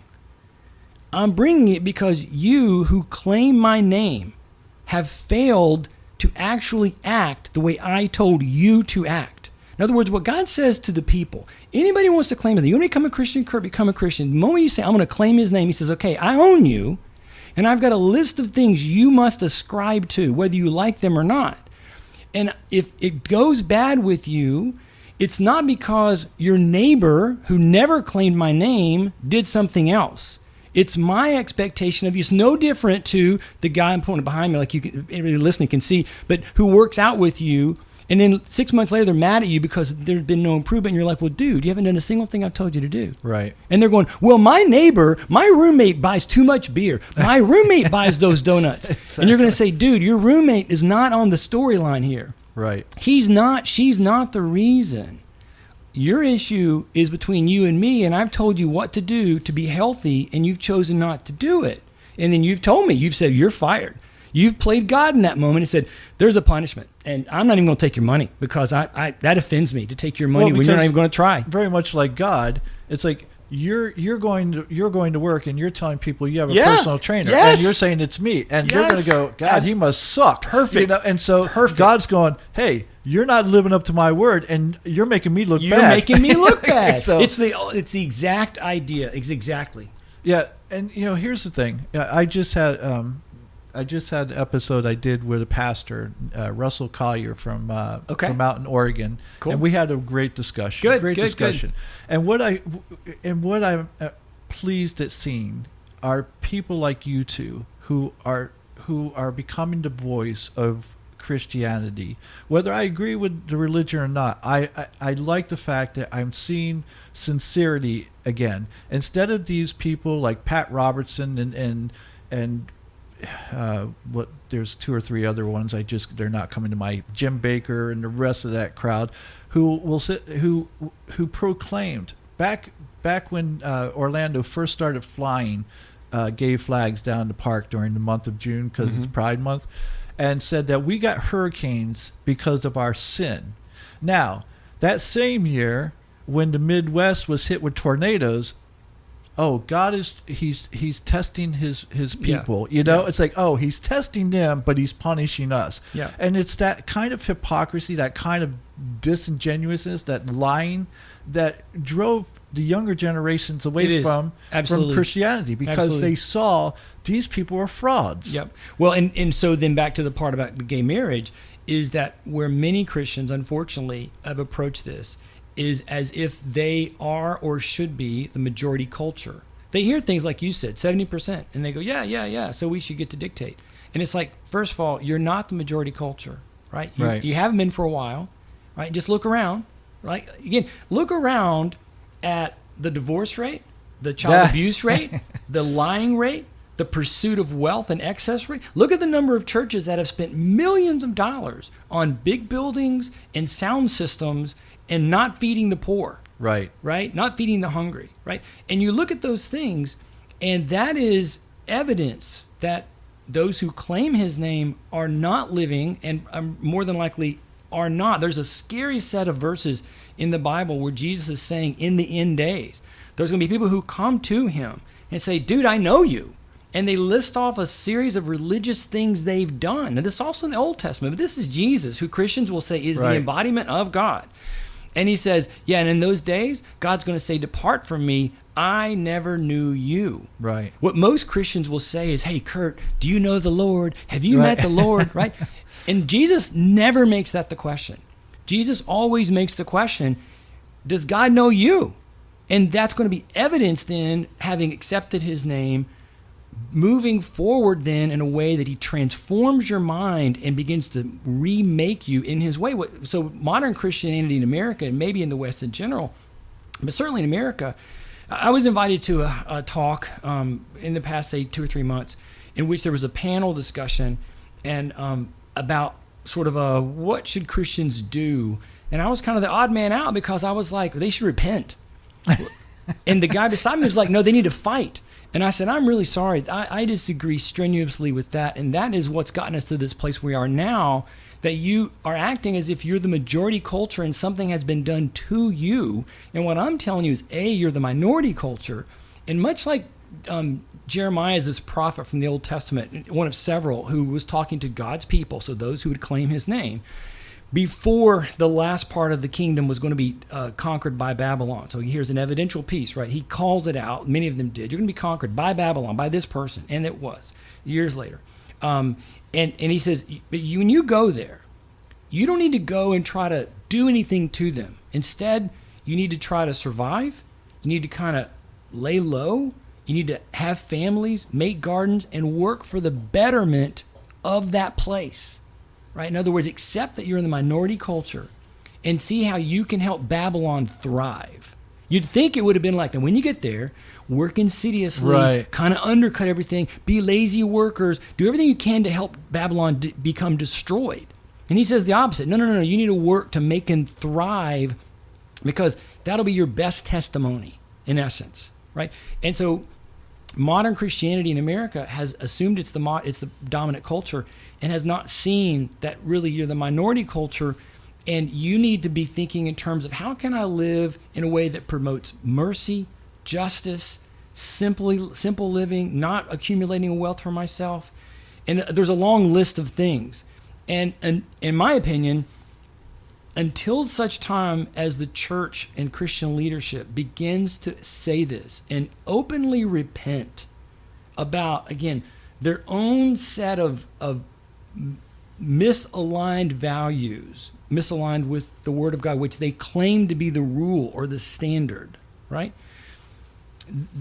If their hope is that God could somehow rescue or preserve the country in some direction that they would find beneficial, the only way that would happen would be for them to get their own lives aligned with Him. But instead, like the person who was with me on this panel, they want to fight. And it's like, that is not going to be helpful. That is not going to take us anywhere we need to go. And, maybe to some degree there's even some postmodernism in that sees it the way they want to see it. And I think the evidence is all to the contrary. I agree. And one of the things I said to Russell is that, because you said that they need to have compassion, they need to have sympathy or understanding, those things. And I can tell you, many of them will go, I have those things. I'm those things. And it's like, yes, you are, but you're only that way to people who are like you. If you identify that person as being like you, you have it. The rest of the world can go to hell as far as you're concerned. And even then I would call them on it, because I'm like, let me take you to find some people who have the same faith position as you do, but don't have the same skin color. No, that's what I'm saying. It's like, it's not just like one thing. You have to almost have everything. And it's unfortunate. It's unfortunate as a Christian and as a Christian leader. Well, it makes me sad and to want to, say openly from a sense of repenting in front of God, but in front of you and in front of others, and saying it's not. Well, when you have these charlatans that are leading these mega churches and talking about the gospel of prosperity, unfortunately, they're the big part of the problem, and they're misleading people, and people are buying into this nonsense. And I know we kind of get off topic again, but I'm so, when I was talking to Russell, because the reason I had him on is I saw him on a news thing that he was interviewed, and he was having a rally, and one of the things that he talks about, along with politics and divorce and abortion and all these things, was homosexuality. And so when he was being interviewed, it was obviously like a hit job to what they were doing, but I thought he held himself very well. Like you could tell he was sincere. Like he wasn't coming from a place of hatred or anything of that nature. He truly meant what he said, but he had compassion in his heart.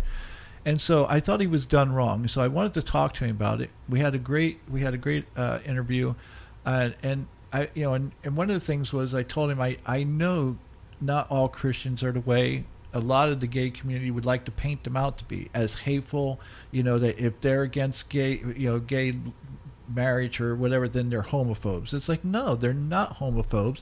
They may not agree with our lifestyle, right? But that doesn't mean they hate you. You know, it doesn't mean they won't be your friends. Doesn't mean they would even not show up to your marriage. They very well possibly would. They may not go, I don't think this is what God wants, but hey, you're my friend. I hope I'll be there. So, and I wanted to make that point that, and I said, and I told him, I said, I know, and then you were, one of the ones I thought of immediately is I go, we'll probably never see eye to eye on these things. I think we're a lot closer than, if you and I ever sat down and talked, I think we're probably a lot closer in the belief than we probably would imagine. But the thing is like, I adore you as a person. I know you to be an honorable man, to have integrity, and because of that, that's who I see in front of me. I don't see my enemy. I don't see someone who, he doesn't agree with me, so I've got to hate him. Right. It's just, that's nonsense. And I think this postmodernist, world that many people live in and that they buy into, that's how they see the world. It's like, if you don't see my truth, then you're the enemy. You're wrong. And I think people don't like being exposed. They don't. And that, that's if postmodernism makes it easy, then then the challenge of real life, all the things we've talked about. So real living with my neighbor who's a human flawed like me, and so they've got quirks and idiosyncrasies I may not like. The real challenge of say eating healthy is using that example we've used before. Real challenge of existing with someone who does maybe hold a position that you either think is unwise or not beneficial, but you're going to work with them. And those are all hard things. And we've lied to ourselves or somebody's lied to us. Maybe it is a conspiracy. Somebody's lied to us that we feel like life's supposed to be easy. And you see with my students all the time, it's supposed to be simple. Aren't we rich and it's successful, and I should just have these things given to me, and I shouldn't have to try hard for it, or why didn't I get to succeed at X, Y, or Z, and it must be that I didn't work hard. And it's like, you know what? Life's challenging. Doing these things are not easy things. And for me, there's thriving in that. Like, you know that it's difficult. Right. So you thrive into you lean into the work of it, whether it's the work of building a garden and having to cultivate and plant and tend, or building a relationship where you have to cultivate and tend. And they're not always going to work out, and some things are going to go south, and there's times when somebody hurts you and you're going to have to give forgiveness, and times when you hurt somebody, you're going to have to go ask for forgiveness. You're going to have to, hey, we need to work through this. Let's go forward. There's going to be times when it just falls apart. You know what? It didn't work out. You failed my class. But you can learn from it. You can move forward. Right, exactly. And we unfortunately don't have enough leadership saying those things. We don't have enough parents saying those things. Well, so parents, absolutely. And I put the blame squarely on the parents to begin with, because they've somehow, and I'm going to get a lot of flack for this. I don't care. But mothers in particular, you have been the reason why your kids have grown up thinking that they're special, thinking that they deserve a reward when they don't, thinking that there's no consequences to their actions. Yeah. You're the reason why your kids have grown up, and we live in a society that we do of a bunch of self-arrogant, entitled children who think that the world's owed to them. You are the cause. I'm sorry. That was Kurt Powers.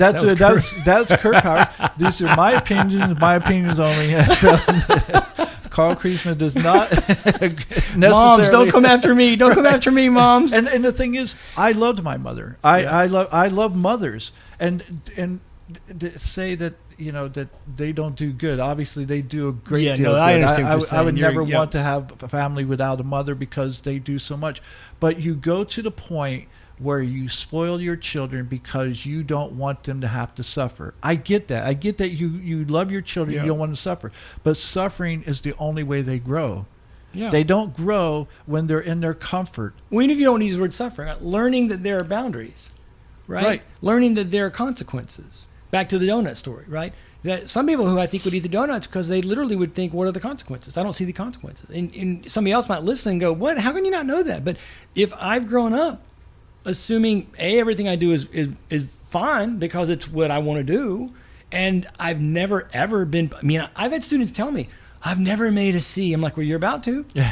Because you're not doing these things. Right. Well, I'm busy, or I've got this, or I've got this. As if that means something. I'm like, that doesn't mean anything to me. I mean, I can emote for you. I can be sad, but at the same time, these are the deal. And it's like we've allowed, for some reason, either our fear of claiming that there's a truth, there's a rule, there's a standard, like in a classroom, or with our justice system or whatever. I mean, again, if having seen that the president himself's not going to suffer for lying under oath, then why should I think telling the truth matters? Agreed.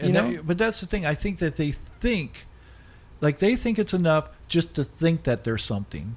I think I'm this, so therefore I am. Sure. I think I'm an A student, therefore you should give me an A. Yeah. And I think part of this whole postmodernism and this, and not just postmodernism, but this way of raising people, our children, the way we look at how we are as humans. We've become this society where we can say or do whatever we want, and we expect no consequences from it. And unfortunately, to a great part, it's become that because people's hands have become tied where you can't do anything about it.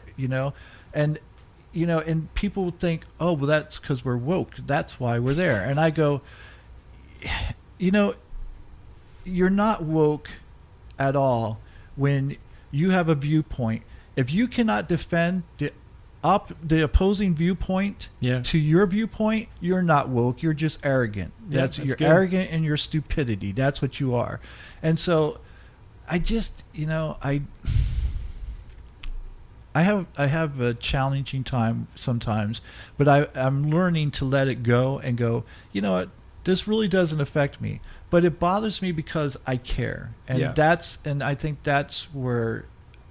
Well, on one level, I think it does affect you because I really do think we have put ourselves into an unsustainable position as a civic society. Right. And so there's a couple of pathways we can go, and they're all going to be a little bumpy. And so assuming you and I are alive when this goes down. Well, that's what I think. Yeah. I'm not going to be around, but and that's possible but because the sometimes thing they is- can keep the bubble, they can keep the balls in the Right. air long enough that it won't be me. I'll have But I passed do away. care about younger generations. Even if you're not my kid or my grandkid, I still care about what kind of life they're Yep. going to be able to lead and what kind of world we're leaving to them. Yeah. And we did a crappy job. Let me tell you, we did a crappy job of how we're leaving this world.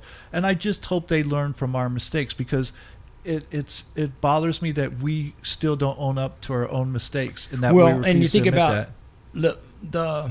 the example I've used a couple of times of sort of like we are the rich family. Sometimes you think, what's the only way could get through to this family is they have to lose everything. Yeah. And that generation will hate it and they won't learn. But if they have children and there's another generation of that family, they will now be with the rest of us and they will learn. Because, again, there are immutable, absolute truths. If you don't eat, you will starve. If you don't plant, you will not grow any food. Right. And then you will not have food for yourself. If you don't go to work, you will get fired and you'll have no money. And there's a lot of these things that are just truisms. I mean, they're absolute truth. Right. And in that example of a family, they lost everything, literally everything. You would recognize, well, I'm alive, and now I want to stay alive. And what I need to do? Well, you're going to go get a job, and you're going to have to hustle, and you're going to have to work hard, and you're going to have to be moderate, and you're not going to have fancy cars. Why does it take for people to get to that point? I always prided myself on the fact that if someone goes, hey, don't put your hand on the burner there because you're going to burn your hand, I go, and I see someone burn their hand, I go, whoop, they're right. I'm not going to do it. I was smart enough. But it seems like as a society, we're like, we have to get to that point before we learn our lesson. Well, to make it a little nicer for us, it's not just an American thing. No, that's very true. So I think at some level, when I've said we're addicted to luxury, Mm-hmm. part of that is we just get too comfortable. And once you're comfortable, you don't want to be uncomfortable. Nobody does. You're comfortable. That's why I seek it out. I seriously I know, do. and that's smart. That's smart. That's a philosophy to say. But so think about, you and I live in Central Florida, and as an example of what I'm talking about, let's decide we're going to turn our air conditioning off through the month of August. No. Exactly. See? And I mean, it's a little thing, and of course that'd be Right. silly. It'd be prideful for us to do that, particularly having said it now, just to prove a point. It'd be arrogant of us to say, I can just show you I'll do it. But it is that idea of, if you told everybody, if people said to us, I have no money, you said, tell you what, turn off your air conditioning. Right. And not in August, in May, right? In the month of May. They would look at you like you've lost your mind. Even though it's relatively still cool, and if you use fans, you could save a pile of money, not a lot necessarily, maybe $50 to $200 depending on the person and their own bill for their house. But then you could use that money for what you think you need money for. But to say that to people today, they literally would think you've lost your mind.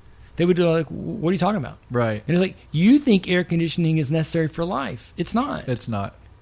But we can't see what I need for life, Right. Because we're addicted to that ease and comfort, And I say that as somebody who doesn't like to go camping because I don't like to be hot and I don't like the bugs. And I'm taking a camper, we'll take a blow up mattress. What a lazy, excessive thing, right? I will take a blow up mattress for camping, but that's me. In fact, forget the blow up mattress. I'm gonna take an RV. Right. I'm gonna have a big diesel engine blowing air conditioning for me. That's the other thing too. If I had to take my AC and turn it off for a month, I'd just be living in my pool, which is a little extreme. But I would be like, yeah, I'm sleeping here. There we go. So, but to on another level, one of the reasons why I have never bought a luxury car is because they're too comfortable. And I see what happens to people when they buy these recliners that lift them up and everything. It's like, that's because you've gotten so lazy you can't even lift yourself out of the chair. You buy these luxury cars so you can roll out of them. I go, buy a Jeep. You won't,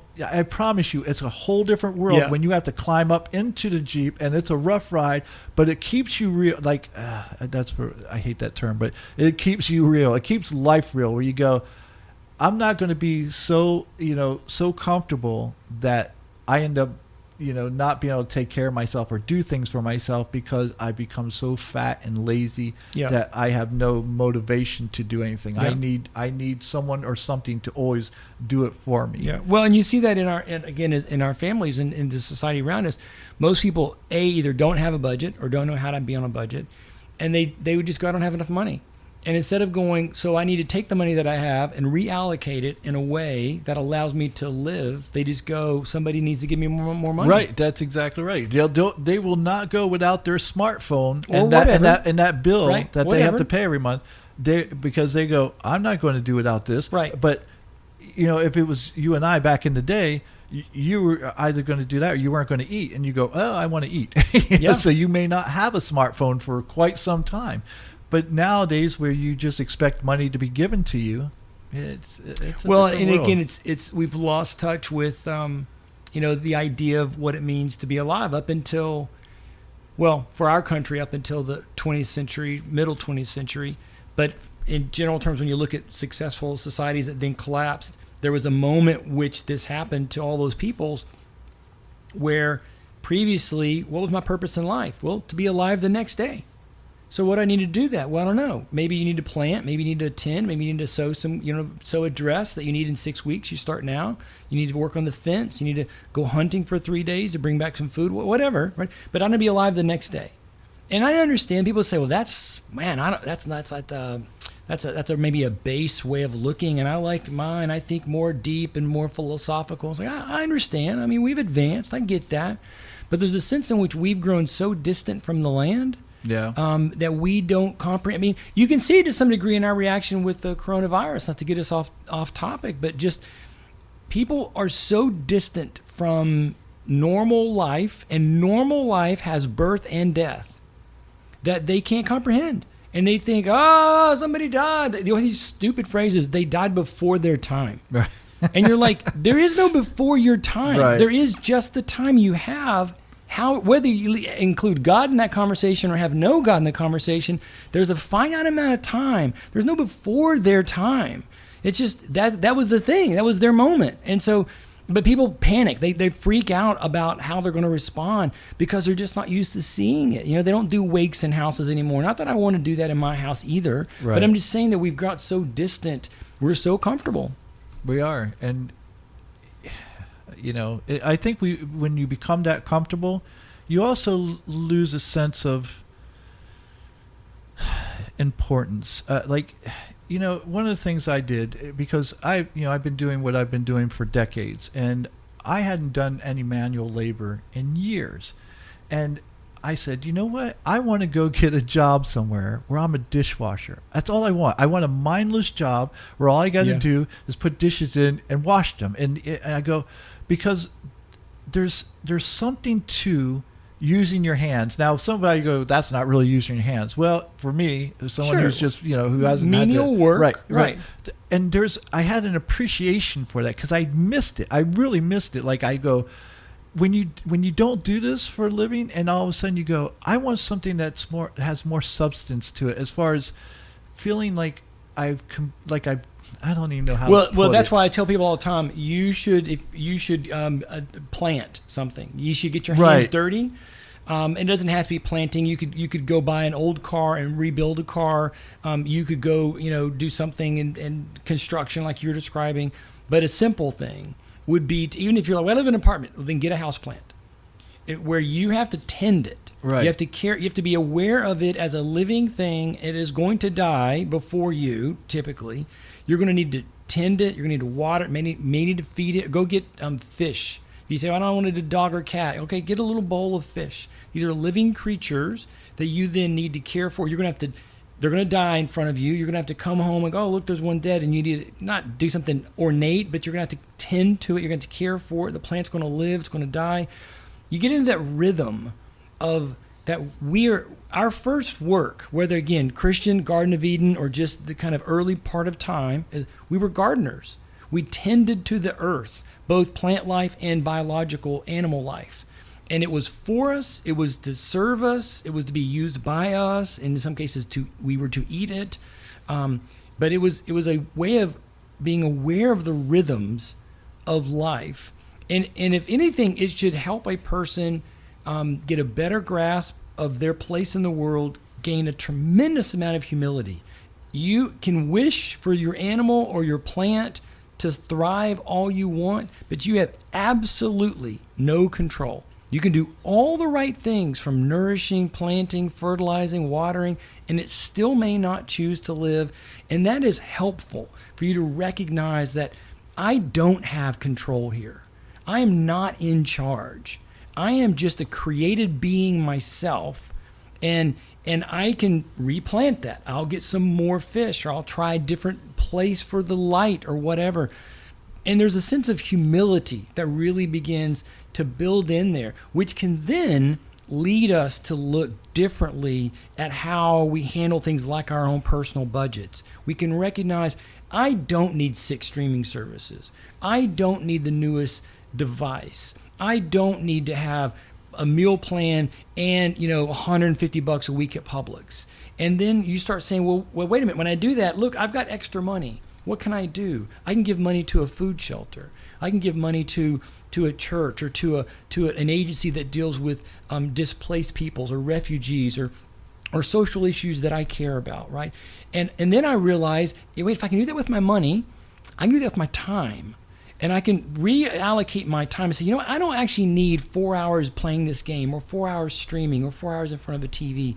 And so then I can then say, look, I've got a couple hours, and I can go volunteer at a homeless shelter. I can go volunteer to be working in the boys club or girls club. I can go volunteer within my city, within a civic structure. I can give my time to my neighbors. I can spend time getting to know my neighbors, who my neighbors are.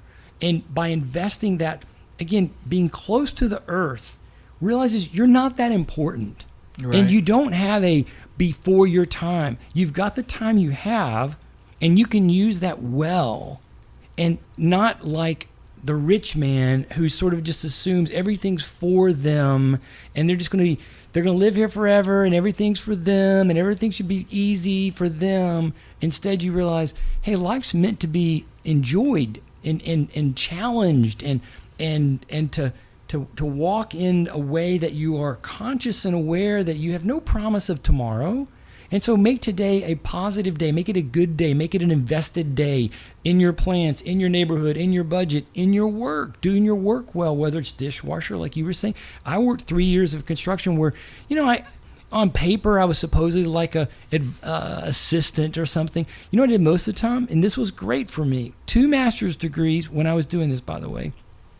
I was the guy who went to these homes. These were rich, big, massive homes, 3,000 to 7,000 square feet homes. And my job was to sweep the floors, because my boss was determined that if these people who were spending millions of dollars ever came, he wanted it to be crystal clean. They could eat off the floor. No piles of trash and that kind of stuff. So my job was to go around. We'd have 5 to 10 houses going at once and sweep the floor. And, there's a humbleness to that. There is. And there's a joy to it. Yes. And there's a goodness of saying, I'm not all that important. Yeah. And I need to treat my fellow man like I'm not all that important, and that I know life is temporary. And so then I can invest in you and invest in this, and that just helps bring balance. And you're right. And and what I'll say is this: I didn't get a job as a dishwasher. I ended up getting one as a barback because that was what was there. And people were like, "What are you doing here? Like, why are you working here? You don't need to work here." And I go, "I want to work here." And so because I wanted to, I enjoyed my job. Like, I went there everyone else was like miserable, and I'm the only one, like the only idiot who's happy barbacking, and then ended up becoming a server later on. And I did that for probably almost 2 years, and I was like, and I enjoyed it. I'm done with it now, but I enjoyed it because it gave me an experience. And what I found is that the more physical you are with something, so like you were saying, one of the things that can bring you joy is donating your money to a cause or something that means something to you. But I find that when you get more physical with it, when you donate your time, and you actually participate, it brings even greater joy than just giving someone money. And you get more out of it than what you put into it. And people seem to have lost that. Like we'll spend so much time and energy trying to not work, that if we had just put that energy into working, we would have been far further down the road than we are now. Absolutely. And it's just funny to watch people and how we behave sometimes. But going back to the postmodernist world real quick, what is a solution? What do you see happening? Because you said that you have hope. What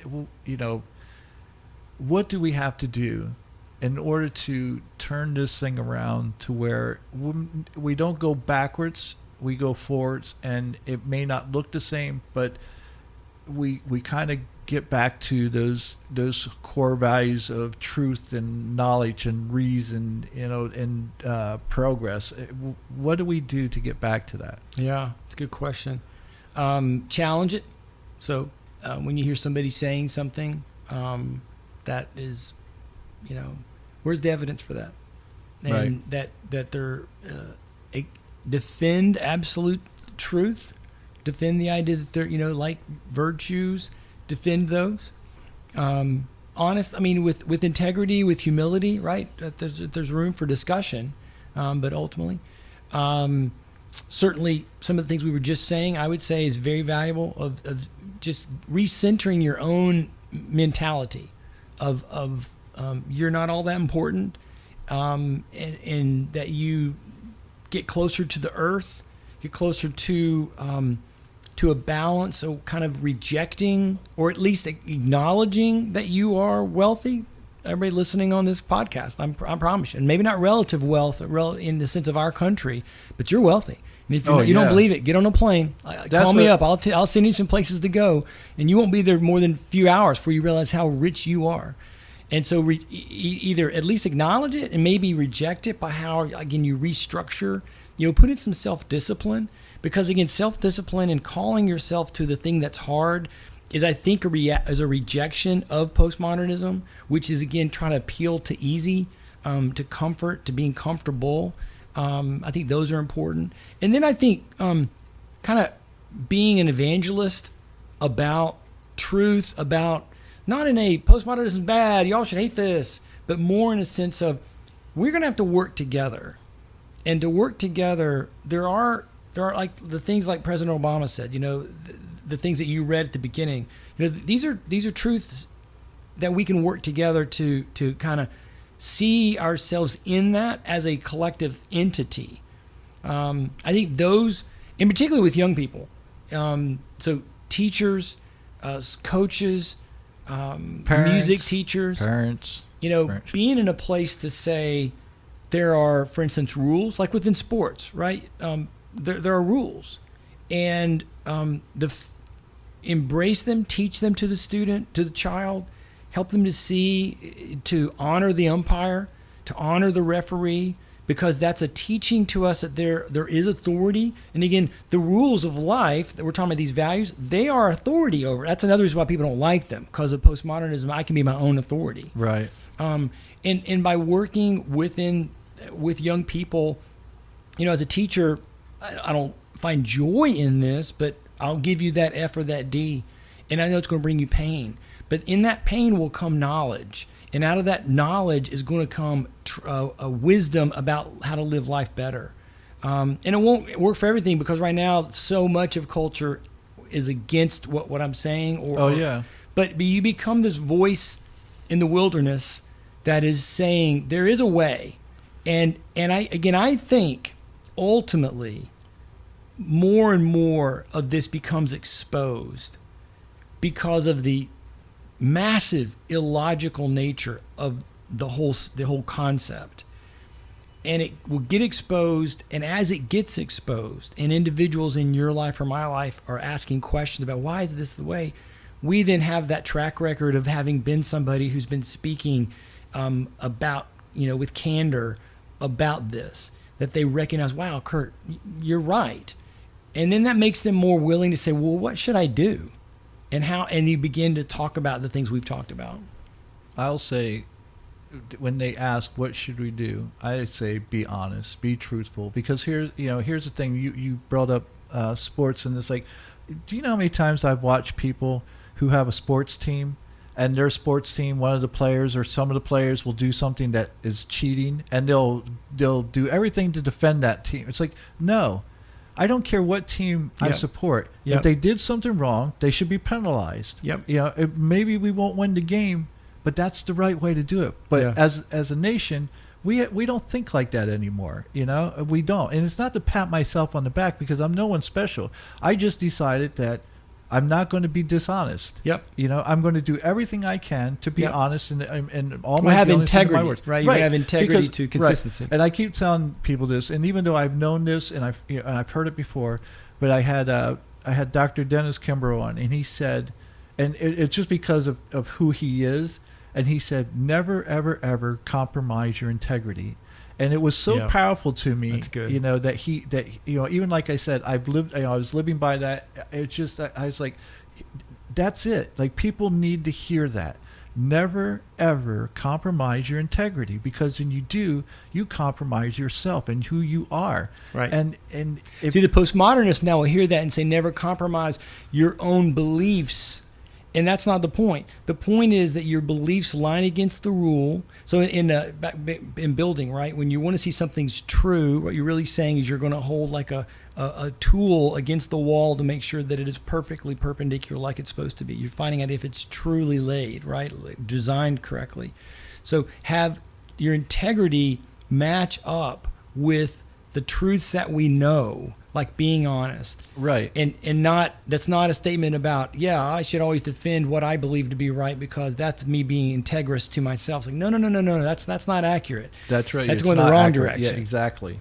And you're absolutely right. And and one last thing I'll say is that for people out there who push this ideology or push these issues that they think they're doing better by the world by doing this, by changing the world and believing into this ideology, I would say this: if you haven't started with changing yourself first, I have no time for you or your ideology. You want to change the world, as the saying goes, change yourself. Yeah. And if you're not willing to do that, then your actions show you just want to push an ideology that you don't even believe in yourself. There's a thing I saw on Facebook. This is one of the things I love about Facebook. It goes, everybody wants to change the world, but nobody wants to change the toilet paper roll. That's the truth. That's good, man. That's a good way to end it right there, man. Well, Carl, thank you very much as usual. I could talk to you for hours, like I always say. One day you and I have to go get lunch and just talk. Maybe we'll take a camera with us and see what comes about. But thank you for coming in. I love it, Kurt. Thank you, sir. Appreciate spending time with you. It was my pleasure. And folks, that's our show for today. And thank you again for joining us. You mean the world to us. And again, this is why we do it. So hopefully some of you people out there enjoy what we're doing and actually go, hey, that made sense. So until next time, stay safe, take care, and still, right now, wear your mask.